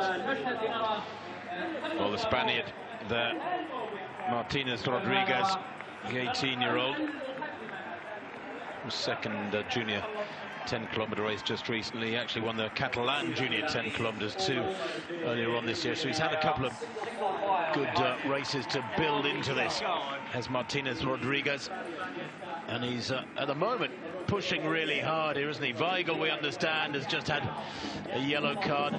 Pastor tucked in there behind his teammate. The Spanish packing really well there in this chasing group. Let's have a look at this distance through to the leader. Well, he has been closed down on dramatically, hasn't he? 19 minutes on the clock. He had a 20-second lead about 10 minutes ago. Well, now it's down to, dare I say, 2 or 3 seconds, 5 seconds, in fact, at 4 kilometres. And that's split, well, the writing on the wall, I'm afraid, for the Czech. I wonder whether or not he was following coach's orders. or if indeed it was just a rather rash, independent decision and his coach is banging his head against the wall back home. What do you reckon? Who knows? I mean, he looked really confident. Maybe he felt like his heat acclimatization had gone well. You know, sometimes this is what you have to do to get a really good result. You just have to throw caution to the wind and not fiddle around in the group. But looks like the Czech athlete will soon be swallowed up by the following group, and there is Wanyonyi Wafula of Kenya, the world under-20 champion over 10,000 metres on the track, and of course the Commonwealth Games later this summer, that will also be a 10,000 metres on the track. Very busy summer coming up with the world under-20s in Cali, the World Senior Championships in Oregon, European Championships, so plenty of opportunities for these athletes. And we saw another yellow paddle there from one of the judges. So the judges can walk right across the course. A reminder that there are 8 judges covering the entirety of the course. And the chief judge, Zoe Eastwood Bryson from Australia, in charge. We just saw the 2 Peruvian athletes go through Shota 30 seconds or so ago. The 16-year-old Emmanuel Apadza having a real baptism of fire here, and his teammate Jaime Rolino Canto Agomedo. They're walking together. There they are, but they're some way down on that main pack. And, well, they've travelled a long way to get here, of course. I don't know if jet lag is a factor. Canto Agomedo is only 17 years old, so they are 2 of the youngest in the field. But here's that main pack, and Moravec has indeed been swallowed up.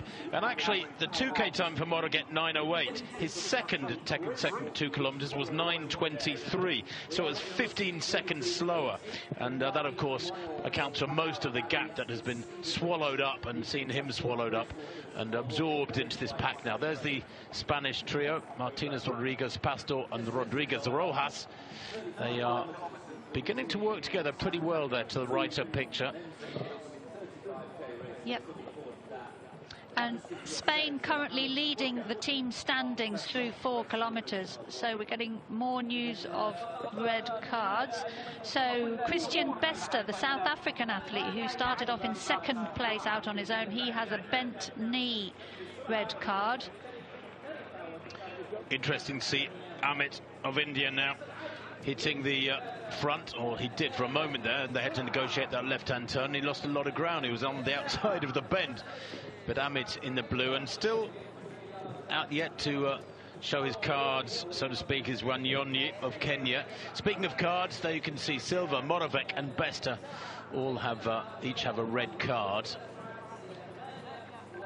And Linins also has one, the Latvian we saw a few minutes ago, Raivo Linins, the 18-year-old.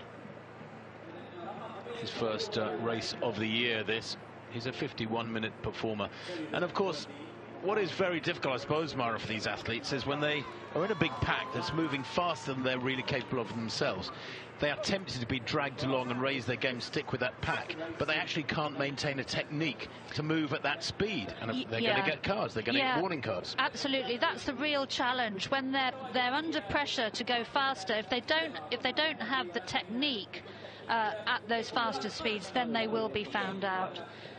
We saw earlier with Chinese athletes in the women's race, such a smooth flowing technique. So just wondering if the speed has really started to crank up. Well, we're looking now at, what, 23 minutes on the clock, 5 kilometres coming through any second. In fact, the 5 kilometre split is there, 23:07 at 5K. So they're, come on, Mara, what's your maths like? 5K, 23:07. They're moving at about 4:37 per kilometre, there or thereabouts. Yeah.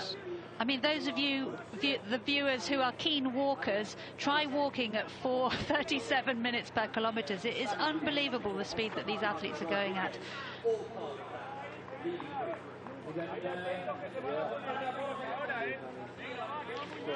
And interestingly, Silva is on 1 red card for each of the infringements. There's that lead group, quite a big pack. What, about 15 strong at the moment? Demir of Turkey it is who leads. He's a good young athlete, the 18-year-old. Has a best of 41:51. That was from the Turkish junior 10,000 metres or 10k on the roads earlier on this year, but he was 4th in the European under-20s last summer, and then 6th in those World Under-20s in Nairobi late last summer. So he has great championship form, does Mazloum Demir.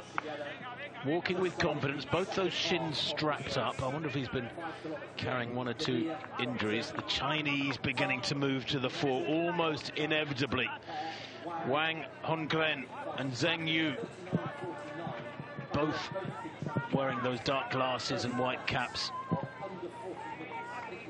The Italian in the blue there, Notare Stefano, had a good walk over 5,000 metres on the track in Ancona back in early February. And there's the team standings, Mara. Spain looking good. Yeah, Spain having a fantastic race so far on 9 points. 2 to score, of course. Czech Republic in 2nd, Italy 3rd, China in 4th. That's a bit of a surprise. Well, it is. And I wonder if that will get updated soon. 23:07 at 5k, so that was 2.5 minutes ago. Here are some of the back markers. Apatza of Peru. Menchel of Slovakia working with those two. Alfonso of Colombia just tucked in there. So we just heard that Brazil's Victor Silva is now on 3 red cards, 2 for Bentley and 1 for loss of contact, so he will be going into the penalty zone. Wonderful side-on picture there of Demir and the speed that he is producing. This is an attack. This is a very serious surge being put in by Mazloum Demir mid-race. Only about 5.5 kilometres done, and he is going hell for leather now to try and break away. I think he must probably recognise the danger of the Chinese moving onto his shoulder. I don't know if somebody's had a word from him. Maybe one of the coaches has said, come on, go for it now, don't waste time. But he has suddenly upped his game. Champion over 10 kilometres earlier this year. يقوم بمحاولة جريئة، محاولة شجاعة ويقود الكثير من التقنيات ينتظر وراء. هل سيستطيع مسلم كثير الحفاظ على هذه المسافة وهذه المقدمة التي صنعناها وهذه Team with him, so Turkey. And he suddenly snatched about 10 or 15 metres from that field in the space of about a minute and a half. But look at the cadence there, the turnover. Good technique from Demir. Surely he can't maintain this. This is like putting in a surge mid-race in a track 5,000 or 10,000 to try and break the opposition. But the toughest period when he put in a surge like this, a really intense acceleration, is the couple of minutes after it. So you can accelerate like this for a couple of minutes, pump really hard with the arms, but then you can't have a breather, because if you have a breather, the others will just ease up to you. The skill and when you're going to employ a tactic like this is to try and maintain that effort for another 2 or 3 minutes to get the gap. Yep. And just an update on Silva. Silva now on 4 red cards, so Silva of Brazil will be disqualified. And the athlete is now approaching 6 kilometres, so the team standings through 5k, the lead group was still very much bunched up, but now it's getting spread out and looks like China, the 2 Chinese athletes chasing Demir of the Turk, and the Indian, I think that was the Indian, just got loss of contact, yellow paddle. Yeah, Amit's there, getting a warning card. He's moved away from the pack with the Chinese. I'll tell you what, though, I think that Wanyonyi of Kenya has been taken by surprise by this surge. He didn't respond quickly enough. He was sitting back in the pack. I thought possibly just playing his cards very, very smartly, biding his time. But then Demir here put in that surge 3 or 4 minutes ago, attacked so viciously that Wanyonyi, I suspect, was caught by surprise. Unless the young Kenyan is just having a bad day at the office, he's got a lot of work to do. You can see him back there. He's in about 7th or 8th place. But Demir is maintaining the pressure. And now on this downhill section, Mara, he can really, as long as he can stick within the rules and avoid those warning cards or red cards, he can really leverage this gap he's got and break away to perhaps a medal-winning performance. Yeah, the question is, has he put in too much of a surge too early, and will he suffer in the latter stages? But we'll soon find out. Anyway, the Chinese athletes making chase, and the Kenyan athlete Wang Yonyi through 6K was down in 7th place. Well, at 6K, 27:32.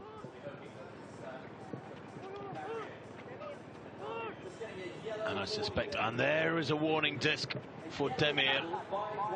That judge has not like what he's seeing. But there are the splits. 8 seconds, the gap at 6K. And Zheng, Wang and Amit are 4 seconds ahead of the chasing group behind them. The third group, Gianpaolo Moravec, is actually hanging on pretty well. The Czech who blasted away for the first few kilometres.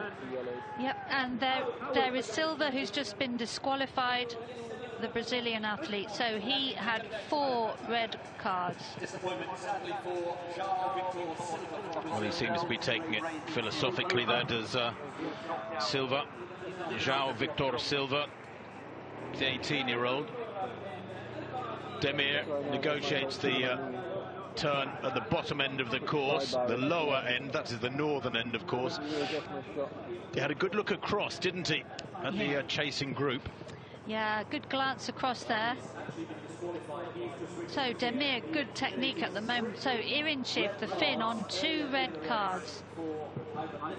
Yes, and Joaquim of New Zealand, of Moravec, Kun Bolatuli, Besta and Menchel all on 1 red card. When you're on 2 red cards, you really have got to sort of ease back a little bit, haven't you? Because in the old days, you used to get disqualified. You've got 3 red cards. Now with the penalty zone, you sort of, you know, you've almost been given another life. You can get 3 red cards, and yes, it's horrible to be given a 1-minute penalty, but you're still in the fight. That's right. Yeah, it gives you a chance to complete the race and register a time. But of course, a 1-minute penalty in you know, a relatively short race, it's going to push you several positions down the order.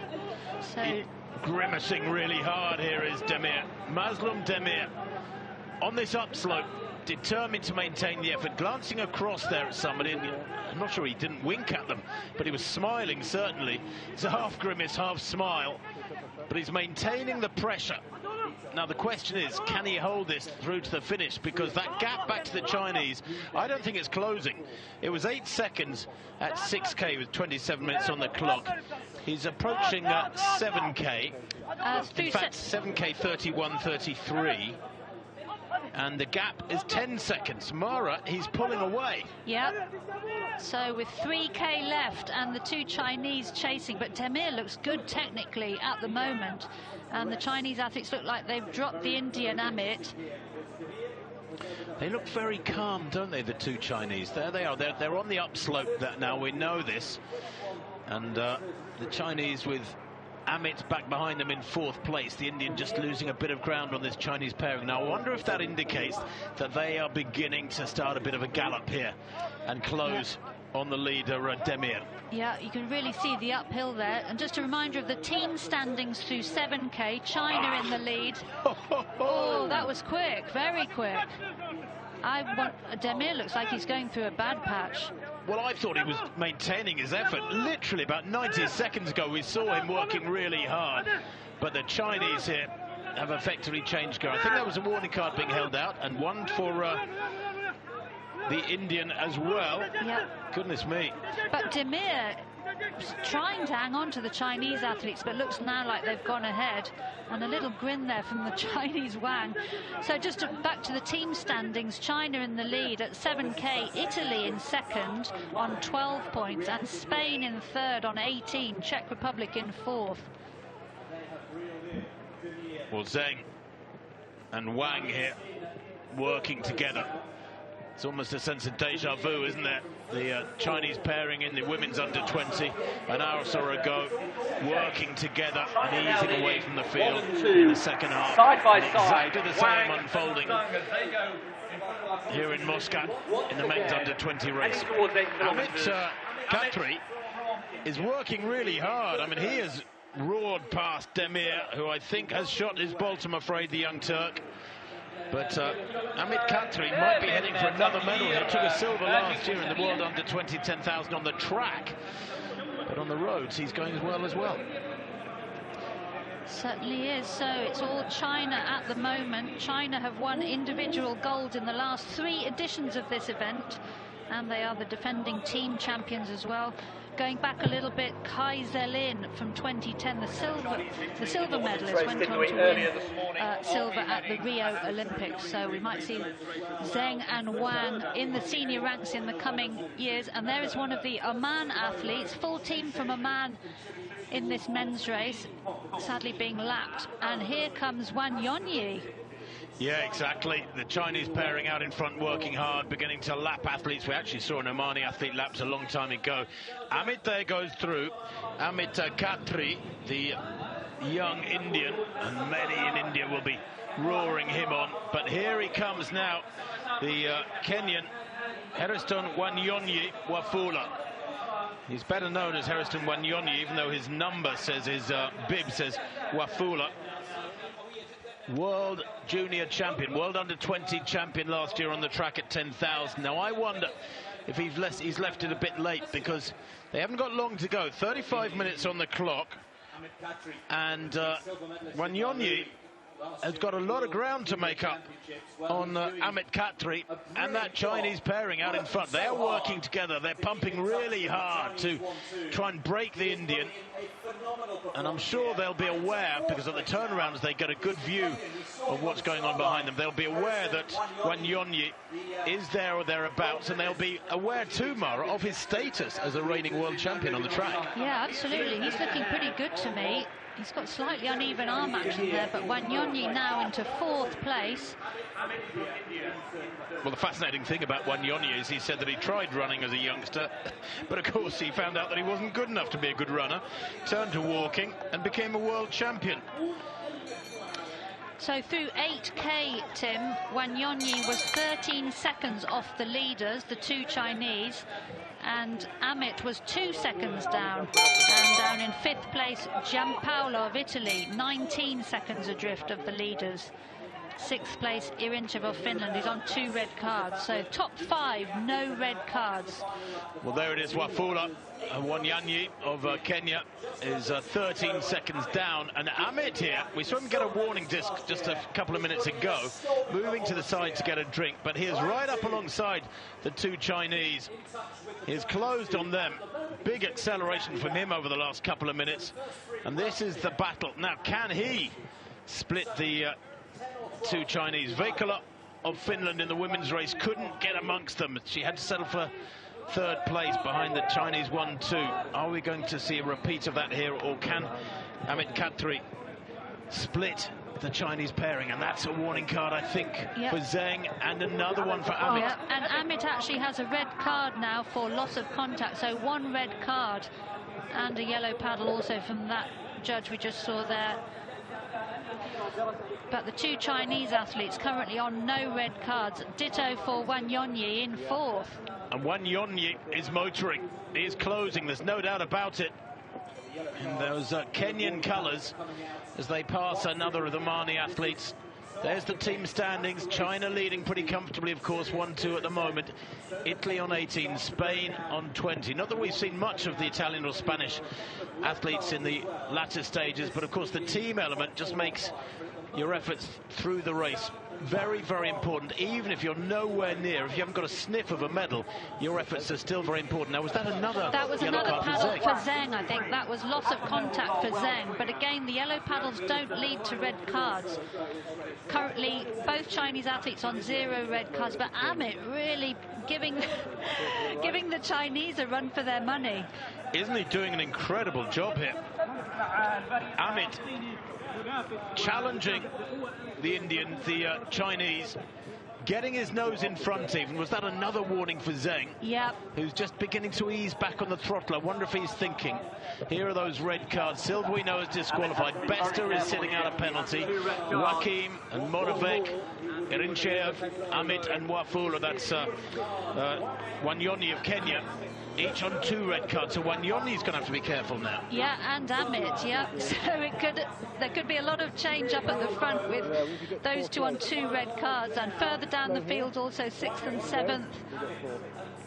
Wanyonyi, I said he was closing. He's now, what, about 3 or 4 seconds behind this trio. But that could be really decisive, Mara, the fact that he's on 2 red cards. He needs to be cautious now. Yeah. So Wanyonyi was 13 seconds behind at 8K, but looks like he's closing. And Zheng now on 1 red card for loss of contact. So Zheng, we saw him get, I think it was 3 yellow paddles. Well, Harrison Wanyonyi Wafula here of Kenya, coached by Jeffrey Otwani. And we're hearing now that Wanyonyi is on 3 red cards along with Amit. So the pair of them, when they come past the penalty zone, these efforts will count for nothing effectively, because they will be sin-binned in the penalty zone for 1 minute, and that makes a huge difference, Mara. And of course that penalty zone is just a couple hundred meters before the finish line. Yep, that's right. So they're going to have a nasty shot when they come out to the penalty zone, and that means that the Italian, who is in 5th currently, 13 seconds adrift of the leaders, he's going to move up in the standings. Wanyonyi had closed the gap to 6 seconds through 9K, but he's going to be in the penalty zone next time around. So the Italian, I think, is going to be up into third place. Yep. That would be Diego Giampaolo, the 18-year-old, who has a best of 42.26 from earlier on this year. He's one of the few who has set his lifetime best this year. That was when he was 2nd in the Pescara junior road 10K just a few weeks ago. And Amit here pouring it on, but he doesn't realise that he has got a 1 minute penalty coming at him. Now the gap between his blue vest and the blue vest you might be able to see just in the background, beyond the 2 Chinese and beyond Wanyonyi, is the blue vest of Giampaolo, but I don't think it's anything like a minute, that gap. And all this effort might yet not be rewarded with a medal, I'm afraid. It'll be a place in the top 10, but Amit here doesn't know, we believe, that he's got a 1 minute penalty zone coming at him. Yeah, that's right. So Giampaolo was 13 seconds behind the leaders at 9K. Chinese, so Zheng now on 2 red cards. So Zheng also in danger of going into the penalty. Remember, if they pass the penalty zone for the last time, get a 3rd red card, they can have a minute added after the finish. Well, you can see now Wanyonyi has moved into 3rd place. He's splitting the Chinese. Doesn't have great technique, very short stride, Wanyonyi. And really pumping along there. Make up your own mind as to that technique and whether he's maintaining contact with the ground. But he is on 3 red cards, we know that. And as he pushes on through this final kilometre, between the 2 Chinese, 2 of the 4 athletes in view are going into the penalty zone for 1 minute, and the 2 Chinese are going to march on surely to a 1-2 finish, although Zheng is on 2 red cards, so he's got to be careful. Yeah, and of course if Amit or Wafula get a 4th red card before the penalty zone, they're out. Meanwhile, a bit further down, Irinchev in 6th, he's on 2 red cards. This is best of the South African in the penalty zone, having to sit there for 1 minute. It's 1 minute penalty for every 10 kilometres, so in the 20-kilometre races over this next couple of days, it'll be a 2-minute sit out in the penalty zone, for example, and so on. 3.5 minutes for the 35k walkers tomorrow. Amit might think, poor lad, that he's pushing on to gold here. Wang working incredibly hard. Wang Hongren. Amit has got 4 red cards, so Amit, I'm afraid, the leader, is pushing on so hard, working flat out, but the young Indian, Amit Khatri, will be disqualified.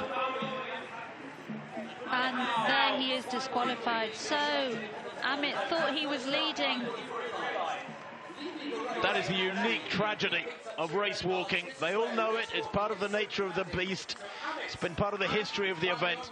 And we've seen this before, and I think Wanyonyi there at least was moved into the penalty zone, while Amit was disqualified. And this is the man who is walking to victory, surely.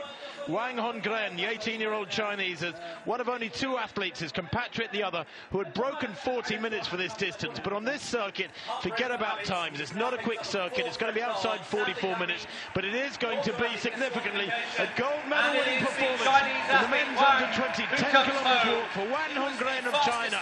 They retain the individual title and surely retain the team gold. A battle for the silver medal there, and who got it? I think maybe, just maybe, Diego Giampaolo of Italy, taking the individual silver there, ahead of Zheng Yu. It is, by tenths of a second, if not hundreds, the Italians, through Giampaolo, split the Chinese. What couldn't be achieved by Vaikala in the women's 10-kilometre race earlier, the under-20 women's race. It is not a 1-2 for China, pending any late decisions that come through from judges. China take gold and bronze, and Italy the silver through Diego Giampaolo. What an incredible finish from Giampaolo there. And fourth place, the Finn Irinchev. Irinchev, who was on two reds, I think. So on our computer now. And here is Wafula Wanyoni, the track 10,000-metre world under-20 champion from last year, has had to sit out a minute in the penalty zone, and he crosses the line, and I think unofficially that's him in 5th place. Yes, it is. Take a minute off that time and he'd have been very, very close to the medals, wouldn't he? Maybe not amongst them. Who knows what would have happened when you've got somebody 3 or 4 seconds up the road from you. So Wanyonyi, Tim, has done a national under-20 record, 45.18. However, Irinchev in 4th is on 3 red cards according to our computer. So I'm just wondering if he will have a minute added to his finish time. Meanwhile, in 6th, Romero of Colombia, Pastor of Spain. So we'll bring you an update on the team standings at the finish.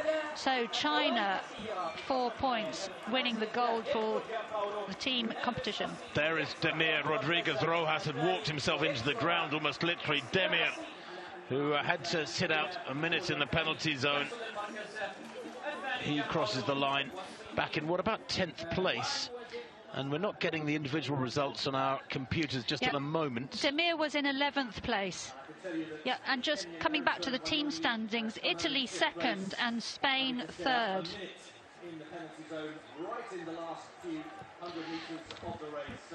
Well, that was vicious walking from the Chinese in the latter stages. Wonderfully judged efforts from the Chinese pairing. Giampaolo, Diego Giampaolo of Italy will be celebrating with that performance, splitting the Chinese. That wasn't expected. Zajcek goes through for the Czech Republic. Adam Zahicek, the 18-year-old. 13th place for him. And there is those team standings. It's confirmed then that China win from Italy and Spain. Ganto of Peru, he hasn't really enjoyed his day out. Jaime Rolino, Canto Alcomedo, just be glad to finish the 17-year-old. And one of the South Africans coming through, that's Saunda. In fact, the Australian, excuse me, very similar kit. Fraser Saunda, perhaps the tallest man in the race, I reckon. He's a 46.04 performer, and he finishes there in about 47.40, so that's not far outside his best. He's had a fabulous contest today, has Fraser Saunda. Well done to him. Yeah, 15th place for Saunda, the Australian. Frederick Weigel, the German, coming home in a season's best, 47.47 in 16th place. And here comes the Slovakian athlete, Menchel, coming home in 17th place.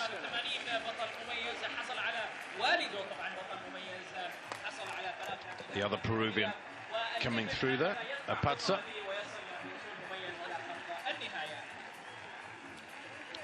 Wonderful organisation, great work from all the officials at these race walking team championships.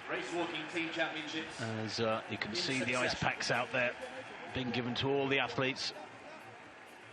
every single one of them getting brilliant attention as soon as they cross the line, because the officials know how tough it is out there in that heat, in the warmth. Temperature now, Mari, got an update. It must be 25, 26 degrees, I would imagine. The temperature climbing through the morning in Oman. Yeah, so 10 a.m. local time, 27 degrees according to the BBC weather, so very, very hot. Well, at 10 past 9 local time, the 35 entrants got underway near the Muscat Convention Centre, which didn't have an official opening last year because of the pandemic. This is the first major international event it has hosted, in effect, because it's just a stone's throw away from this kilometre-long strip that the athletes negotiated 5 times in these under-20 10k races. Moravec of the Czech Republic, well, the 18-year-old went out like a bat out of hell for the first 10 or 15 minutes. He led for much of the first half of this 5-lap race, but was eventually swallowed up. Incheyev also looking strong for Finland in the early stages. Moravec, though, well, his time at the front had to come to an end. He was swallowed up before halfway by the pack.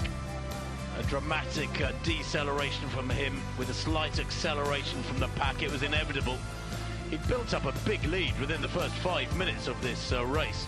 And then Demir of Turkey, in the third quarter of the race, really built up his own lead and attacked very, very hard, put in so much effort, didn't quite gauge the spread of his effort correctly, though, through the full 10 kilometers, eventually got caught by the pack. And it was the Chinese, Mara, I suppose, who walked with the coolest heads, the best judgment. Yeah, they really worked together and closed that gap to Demir. And China just continuing their dominance. Last time at this event they got gold and silver, and this time gold and bronze, and again the team gold, sorry.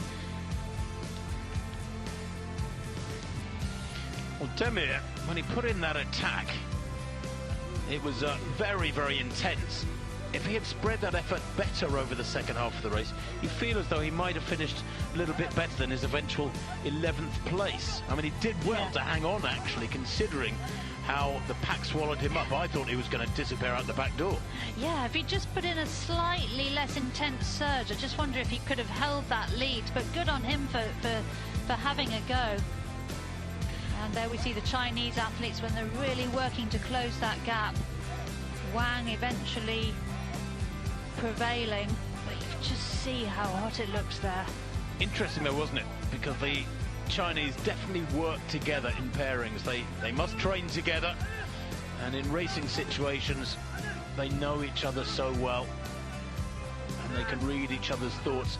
But at the same time, I suspect this has all been coached into the Mara. It's almost choreographed, the way the Chinese on the last lap of each race hit the front, turned the screw, up to the gear or two, and moved away to medal-winning performances. Amit, well, he worked so hard, didn't he, in the second half to come through to what he thought was a medal-winning position, but actually ended up being disqualified. Yeah, and ended up going through quite a lot of the penultimate of the lap, not knowing he was going to be disqualified. So the Chinese athletes, both of them just 18 years old. Amazing teamwork. Of course, China has an excellent national program in race walking, amazing depth and a constant stream of fast juniors coming through. I'll tell you what, talking about great performances, Finland with Sejan Irincheev finishing in 4th place in this one, just outside the medals. That is a brilliant performance from him. And of course, in the women's 10 kilometer under 20 race, we got a medal from Heta Veikkola, with the bronze medal behind the Chinese pairing of Jiang Yunyan and Jiang Jinyan. So it has been a fabulous day so far for the Finnish squad. Absolutely, yep. Amit Khatri disqualified within sight of the finish line. Really sad for the young Indian. He will be back. He'll have other big days. His coach Chandan Singh and him have become a wonderful pairing. But it just wasn't to be today, as we saw the eventual winner pour it on in the latter stages and cross the line. What a walk it was from Wang Hongren 44.06 to come home 8 seconds to the good from Diego Giampaolo. Look at that finish for the blue vest of Giampaolo. Dips at the line, that was what was necessary. The same time as the eventual bronze medalist Chinese Zheng Yu.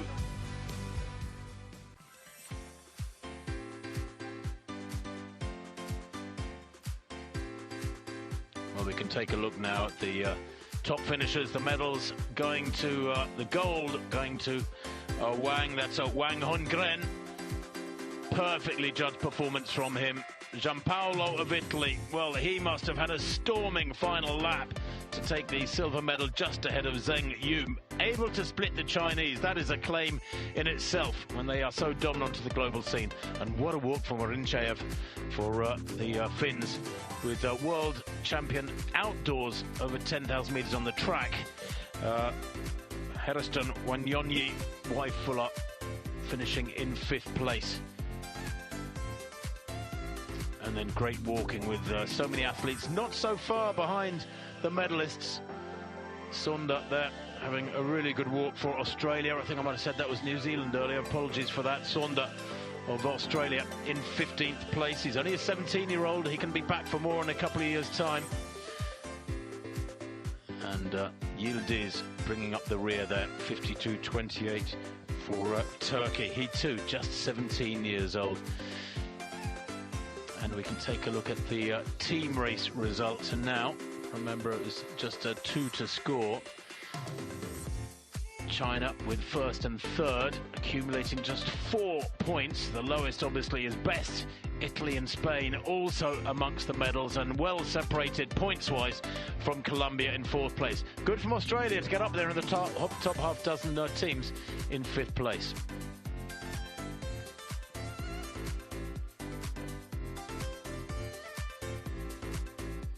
Peru, well, they battled on for that 6th place in the team event. Well, let's take a look at what's coming up for the rest of the day. This is day 1 of 2, remember. We've had the 2 under-20 races. Later on this afternoon, 4 o'clock local time, 20 kilometers race walk for women.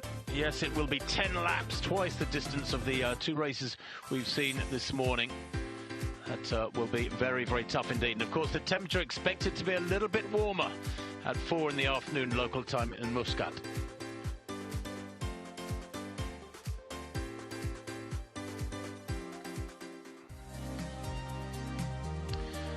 Well, a quick reminder of what we saw earlier on this morning. The women got the day's racing underway at 8 a.m. local time. Sebastian Coe making sure that gesture was registered with that square of flowers in Ukrainian colours, the blue and gold of Ukraine. The athletes themselves holding a flag out in Ukraine colours to show support for the conflicts going on at the moment, hundreds of kilometres away. But the race, well, what was outstanding was the walking of the one Ukrainian youngster, just 17 years old, Valeria Sholomitska, the only Ukrainian athlete in Muscat this over these 2 days. Put in a fabulous performance, Mara, but the Chinese dominance was almost, well, irresistible. Yeah, 1-2 from China, really good teamwork again. But as you say, fantastic performance from Sholomitska and also the Finnish athlete in 3rd. Well, the Chinese pairing walking in almost perfect unison and looking very calm indeed. But it was perhaps the surprise package of the day was young Vikala of Finland, who was able to go with the Chinese and be dragged away to a wonderful bronze medal. But just working as a pairing, reinforcing, I suppose, when you think of the effect of having a teammate beside you. It's not a team sport, but it almost becomes it, doesn't it, when you can share that companionship through different stages of hard effort. Yeah, they can help each other with pacing, you know, one person doing the heavy lifting at the front. We saw them swapping water bottles, so definitely a team effort with a 1-2 from China. And the Australian Olivia Sandry, a fantastic finish in 5th place. Hetta Vikala perhaps producing the surprise package of the morning with that bronze medal for Finland. The gold going to Jang Yunyan ahead of her compatriot Jang Jinyan. 47.48, 48.03, a 15-second winning margin. Jang Yunyan taking that silver, but Hetta Veikkola in 48.11, setting a season's best. She's never placed anywhere near as high as this in any international competition before. Last year she was 12th in the European Under-20 10,000 metres track championships. Well, this was a different level of performance altogether, and this young lady will be celebrated quite rightly when she gets back to Finland. The 18-year-old has that precious bronze medal. 4th place, and just outside the medals, a brilliant walk from the young Ukrainian Valeria Sholomitska.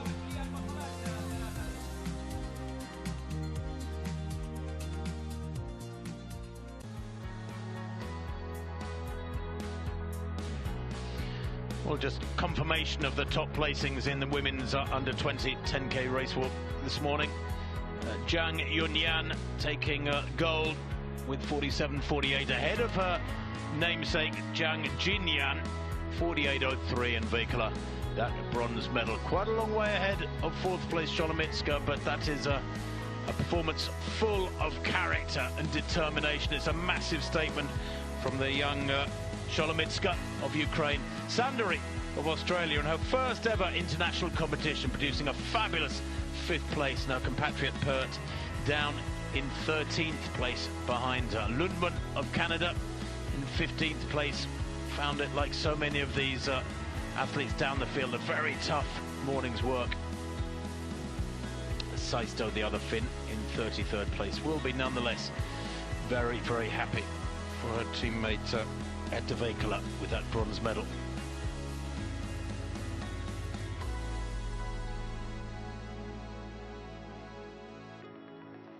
Well, we can take a look at the team results now. It was only 2 to score in each of the under-20 races for women and men. Keeps it fairly simple, and some teams had 3 competitors start, many had just the 2, and that's all it took for China. With 3 points, it couldn't get any better. That's the lowest possible score to win the team race ahead of Australia. Brilliant that from the Aussies. And Spain taking that bronze, the best of Europe, ahead of Italy, France, Finland and Poland. Well, it's been a wonderful start to these 2 days of racing. The under-20 athletes really have set the ball rolling in spectacular style. Plenty more to come later on this afternoon. The women's 20 kilometres. But from Mara and myself, Tim Hutchings, bye-bye for now.